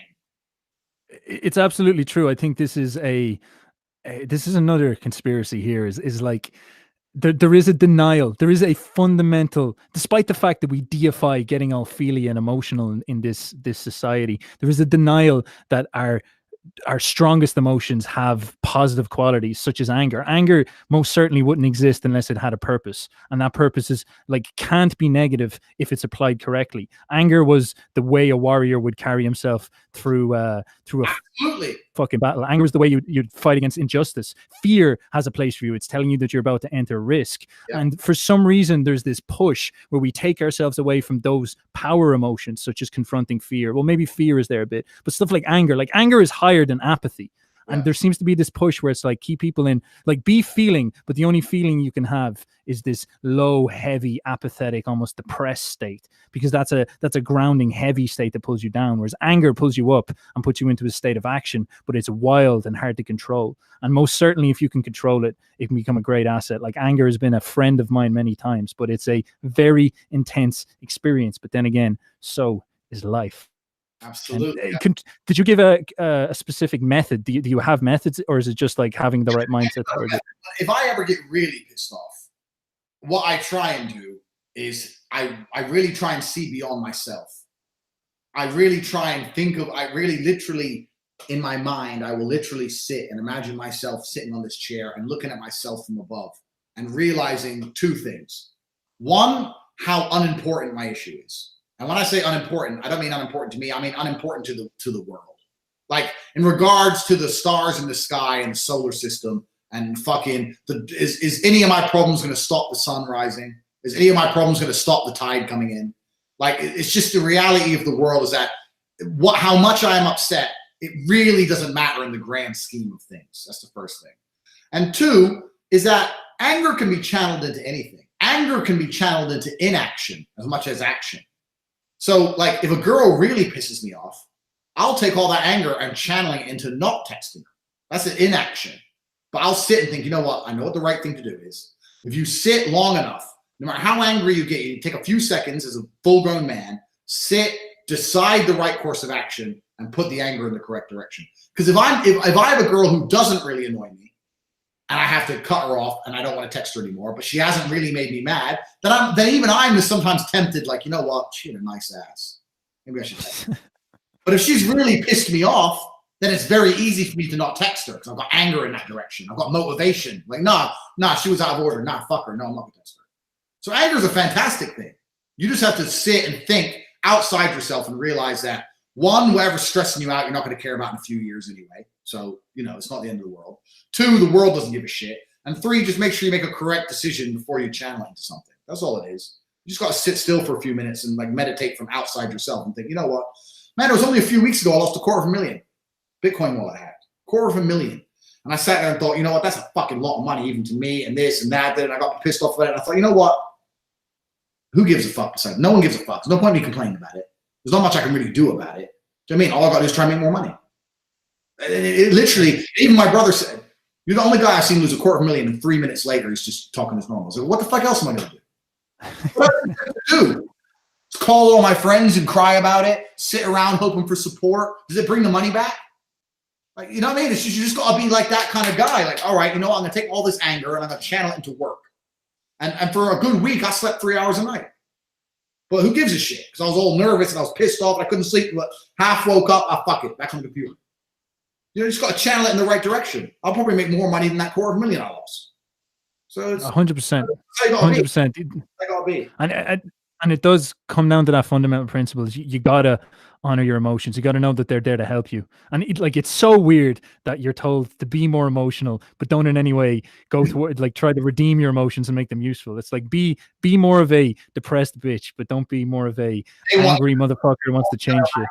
Crying their eyes out, boo hoo boo. They want everyone just weak as fuck, dependent on output systems. That's all they want. It's insane. That crypto thing, just to know, I had a friend who had, I think it might have been 3.5 or 4 million at the peak, and he decided to hold, and he lost 500 million 500,000 every month for 6 months. That made him a man. He was just he was like a big callus then. That's what his soul was after that. He didn't feel nothing anymore. How to tell when a woman is using you for your money, dinners, and or attention fast? Well, that's a very good question, and I answer that in my PhD course. So that's you need to get the PhD course because that explains a lot of it. Another thing is I believe that it's quite easy to tell. And I also believe, you know what? I don't think women are cunning enough to use you purely for a dinner. Like, women are not that ruthless that they're gonna go, you know, I'm gonna go on dinner with, I'm gonna go out with this guy. I hate this guy, but he's gonna get my, like, I'm gonna save $10 on dinner. I don't think women are that ruthless. What's probably happening is she's unsure about you, and she's not sure yet. So that's what's probably more likely in my experience. Like, I don't really think, maybe I'm wrong, but I don't think a woman's gonna sit there and go, I hate this guy, but I want dinner bought for me. I don't want to pay for myself. Women are not like that. They'd rather pay for themselves and hang around with a dude they don't like. So I think that either you're friend zoned, but that's discussed heavily in the PhD course, because the friend zone is when you're giving way too much attention without any reciprocation. That's how you end up there. Or she's unsure about you. So you need to, you know, you're on a few dates, da da da. If after a couple dinners and you can tell she ain't texting you back very nice, then you cut your attention down to 0 and you see if she chases you or not. If she asks you to go out again or something, you can say, oh, maybe, or maybe we'll go for coffee. How much is coffee? £2, $2? Oh, we'll meet in Starbucks. If she turns up for coffee, then you know she must want to see you, because I guarantee a bitch ain't going all the way out of her way just to get free coffee. You get free coffee at work. So, you know, there's a few things you can do to think, but the PhD course teaches all of that. That's the first thing. But I've never really had that problem. People think when you have money, you got to worry about girls gold digging you. I'll tell you now, I've never had a girl get a penny out of me. I've never had a girl I don't even buy girls Christmas presents or birthday presents. I say, look, I don't expect anything from you. I don't celebrate it. So you're not gonna get anything from me. Sorry. And they're like, oh, well, I wanted to get you something. I'm like, and I'll make a joke. I'll say, yeah, you want to get me something for $10, but for me, you want something for £200. No, I don't want anything. What about, well, if you don't want to go into this, it's good. By the PhD course, people, this is where the depth comes. But if you, if they're trying to get attention out of you, well, that's obviously withhold it. Have more respect for your attention. Yeah. Well, if they're trying to get attention out of you, that's fine, because that means that they want your attention. That's good. But you have to understand there's some kind of reciprocation. So I've had girls do that all the time. I have girls trying to get attention out of me, but they think, oh, I'm going to get attention, but I don't want to sleep with them. Well, that's fine. And the PhD course explains exactly how I do this. But you have to make sure that your attention is reciprocated. You know, it's very simple, basic little things. Someone goes, oh, maybe we'll go for dinner. I'll say, yeah, maybe. I don't know. I'm in the club tonight. Come here. So, like, if I can tell she's playing games, I'll just bring her along to things I'm already doing. Then if she turns up and she wants to play stupid games, I can ignore her all night. So I had a girl doing exactly that. Oh, maybe we'll go here. Maybe we'll go there. I said, well, I'm in the club tonight. Come here. Oh, I don't know if I want to come. Okay. Then she turns up. She turns up. I'm like, oh, hi. Comes to the table. Da, da, da. She goes there. She says something to me. I can't remember what it was. It kind of half annoyed me. So all night long, I completely ignored her existence. She tried to talk to some other guy. She tried to do all this shit to get my attention. Ignored her like she didn't exist. Next day, she's like, oh, I'll never come to the club again. She don't even speak to me. Da, da. So last time I took you for dinner, you wouldn't even kiss me. So what's the point in going to dinner? I'm just to the point. It's like, well, yeah, you know, what's anyway, I banged her. So the point is, you just got to be straight to your objective. A lot of men are afraid to say what you mean. I'm not buying you dinner over and over again. You're not going to kiss me. You haven't got to be a creep about it. You just got to be like, look, we've been to dinner 3-4 times. I like you. If you don't let me back, I'm not going to take you to dinner anymore. I'll find a girl I like. Why can't we just be friends? Because I'm not looking for a friend. I'm looking for a girlfriend. If you don't even know my girlfriend, that's fine. I have enough friends. Because they use that friend thing to try and keep getting your attention without having any obligation. If they say friend, then they get all the attention, and if you don't give it to them, you're a bad guy. But they have no obligation to give you what you want. So when a girl says to me, I want to be your friend, I say, I don't have female friends. Like, what do you mean? It's like, I don't have friends. I have enough friends. I don't want a friend. I'm looking for a girlfriend. If you don't even know a girlfriend, that's fine, but I don't need a friend. So being a friend, we're fucking, we ain't talking. There's no option. There's no in between with me. I think there's this plays into a problem that often comes up with lads nowadays, is that they almost never want to explicitly say why they're talking to girls. It's like they want to somehow like sneak in. They never want their intention to be known. It's almost like it has to be this like magic trick or something like that. And you can fall into that trap of thinking. Yeah, because you can say it in different ways. So if you say, I'm only speaking to you to have sex with you, it's negative. But if you say, I'm talking to you because you're beautiful. Yeah, I think you're gorgeous. So obviously I want you to know my girlfriend because you're beautiful. What negative can she say about a compliment? Well, nothing. And all she can say is, oh, thanks, but I don't look at you that way. You can be like, all right, cool, no problem. And then I'll never text her again. And then 2 days later, she'll be like, well, why aren't you texting me? I'm like, oh, well, if you thought we want to be friends, I'm not looking for a friend, I'm looking for a girlfriend. And any girlfriend I find is going to be intimidated about me having a beautiful female friend. So then I look like a nice guy. I look like the guy who doesn't talk to other girls when he has a girlfriend. You see? So I'll say, look, then when I go find a girlfriend, she's not going to like that me and you are friends because you're beautiful. And if I have a girlfriend, I don't like to do that to her. I don't want her to see me talking to other girls.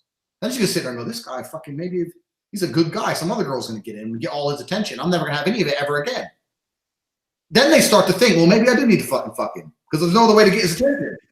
You gotta be careful how you play it. I explain all this in the PhD. I lost you a bit there. Sorry, you got me. No, you're back. You're back.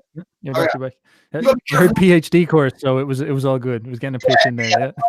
PhD course, but like I've had girls say that to me. I want to be your friend, and I said I don't have female friends because I don't see what I'm going to gain from it. And when I have a girlfriend, I don't want problems with having a beautiful female friend around. So if you're not interested in me, completely understand. No problem.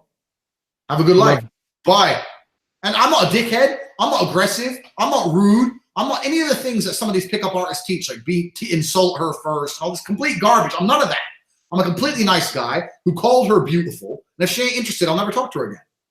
And by doing those things, you just manage your attention. Your intention is clear, and your attention has value. You don't get my attention unless we're progressing towards where I want to progress. That's it's all in the PhD course, and that's what. Check it out, people. Check it out. The principles are very clear here. Like I am a big believer in principles over techniques, as they say, and it is so important to get that stuff straight in your head because principles are hard to get in your body. Like they're hard to. It's easy to learn them, but it's hard to put them into practice, and that's good because that means you're learning them, and they're always very, very simple. They're always very, very straightforward. It's like, yeah, here's 2 or 3 principles. Kind of get them, then start fucking putting them into practice, and that's always the onus is always on action. Like top level boxers, they throw the same punches, but there's just more principles in play, like stuff like, speed and knowing positions and all that shit like that. So it's about getting your principles into your head, and I think that's a universal part of just the learning experience. The more you understand that that's a part of life, the more you can get down to first principles, the better you'll do in success in all areas. There's another high level mindset skill we have to pull in out of this conversation, which is fantastic. And Mr. Plenty. Yes. Your new name. What's your favorite country to have a bank account in? Do you have experience with Georgia? There's someone want to get a bank account in Georgia. Yeah. I have good things about Georgia. To be honest with you, all banks everywhere are dickheads. I think crypto for that. I think crypto is fantastic. You got to be careful. Obviously, you don't get fucked like I got fucked. So, all banks can be assholes. I don't think you have to really worry about banks till you start making big money. But when you have normal sums of money, you have not too big a deal. I think one of the most important things people can do instead of getting different bank accounts is getting different driver's licenses. I recommend that absolutely, because if right now, while England's still in the EU, you can take your British license and exchange it for a European license in any other country. There's a couple conditions. You might need like a residential address or whatever. But you can change your license. So you can go to fucking Austria or Slovakia. You can rent a PO box. You can sit there for a couple weeks. You can go to the office. You can find out how it's done. You can fuck around, get a foreign license. And then when the police stop you in your home country, you just whip out a foreign license. They can't take it. They can't give you points. Can't do nothing. So every time I get caught speeding, I just send off a fucking American license or a Thai license. I've got like 8, an Estonian license. So to whatever country I'm in, I got to pull out a different license. So that helps me a lot because when I'm in Romania, I pull out an American license. They don't know what to do. When I'm in England, they send me a letter, fixed penalty. I send them back a Thai license with an international driver's permit, which is legal. I've looked it up. And they're like, well, what the fuck are we going to do? Right to Bangkok? Okay, it just goes away because no one else thinks that way. So I wouldn't worry about different banks. I would say anyone who loves their cars, anyone who doesn't want to lose their license, go get a foreign license. Instead of going on holiday to Tenerife and getting drunk, dedicate 2 weeks to going somewhere, do your research in advance, leave with a license. And I guarantee it saves so much hassle when you just pull out on police and they're like, oh, fuck, all right, bye. Nothing can do to you. I do that all the time. That's how I get away with driving my Lambo like a psycho.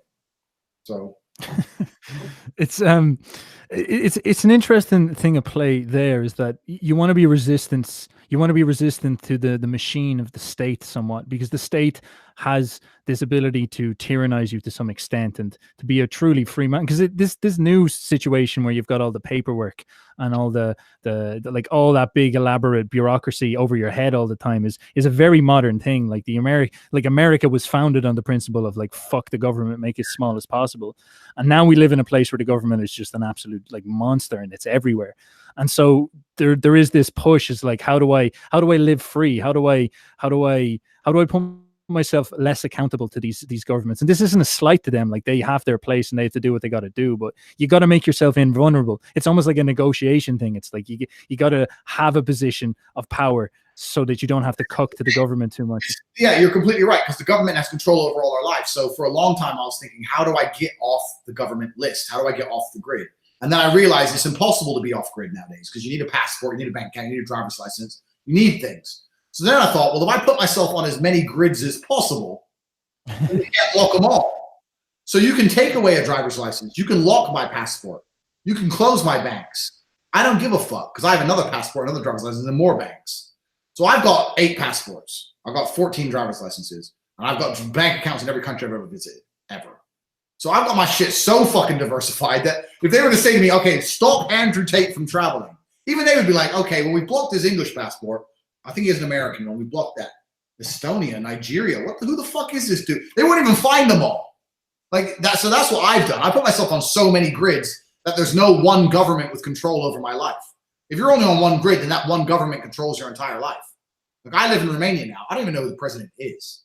It's liberating to me. I don't even know who he is. I don't care about Romanian politics. I don't give a fuck about nothing. But I've got so many other foreign nationals. Like I'm truly a citizen of the world. I've tried to make myself anti-fragile by just being a citizen of the world. I can travel with all these different passports, all these different banks, all these different driver licenses. I can live anywhere, go anywhere. I'm a hard guy to track down. I'm just like, that's the way I've done it. So that's why I'd recommend more than bank accounts. Driver's licenses is absolutely worth your while, because sooner or later when you get caught speeding and they're trying to put 6 points in their license for doing some bullshit 35 miles an hour, you'd be glad you can just pull out something else and say, oh, fuck off. Go away.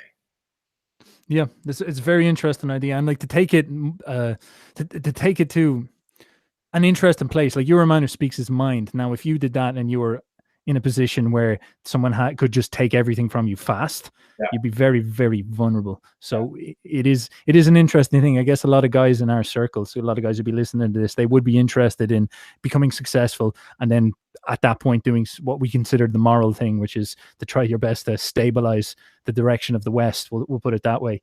And you're not going to be able to do that if you're vulnerable. And so you need to start to think to yourself, okay, I'll probably have to get invulnerable. And the way to do that will not be presented to me in the mainstream path. It'll be actually encouraged away from me. I'll be told to get my fingers deeper in these complicated systems and all this stuff. And you got to figure out how you can pull yourself out of that at some point. Like that is a grown man thing to do at some point once you become successful. Is like, fuck, how do I make sure it's not all taken from me? Because it's scary to see what happens to those guys like Tommy Robinson, as you're saying. Very scary.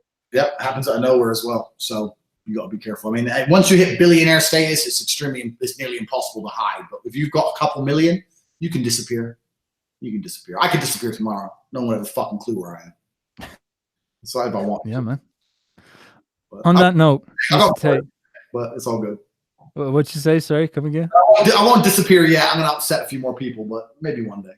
Yes, he's got a few things to say, people, and then maybe he'll vanish once the foundations are laid down. Here's the principles. I'm out of here.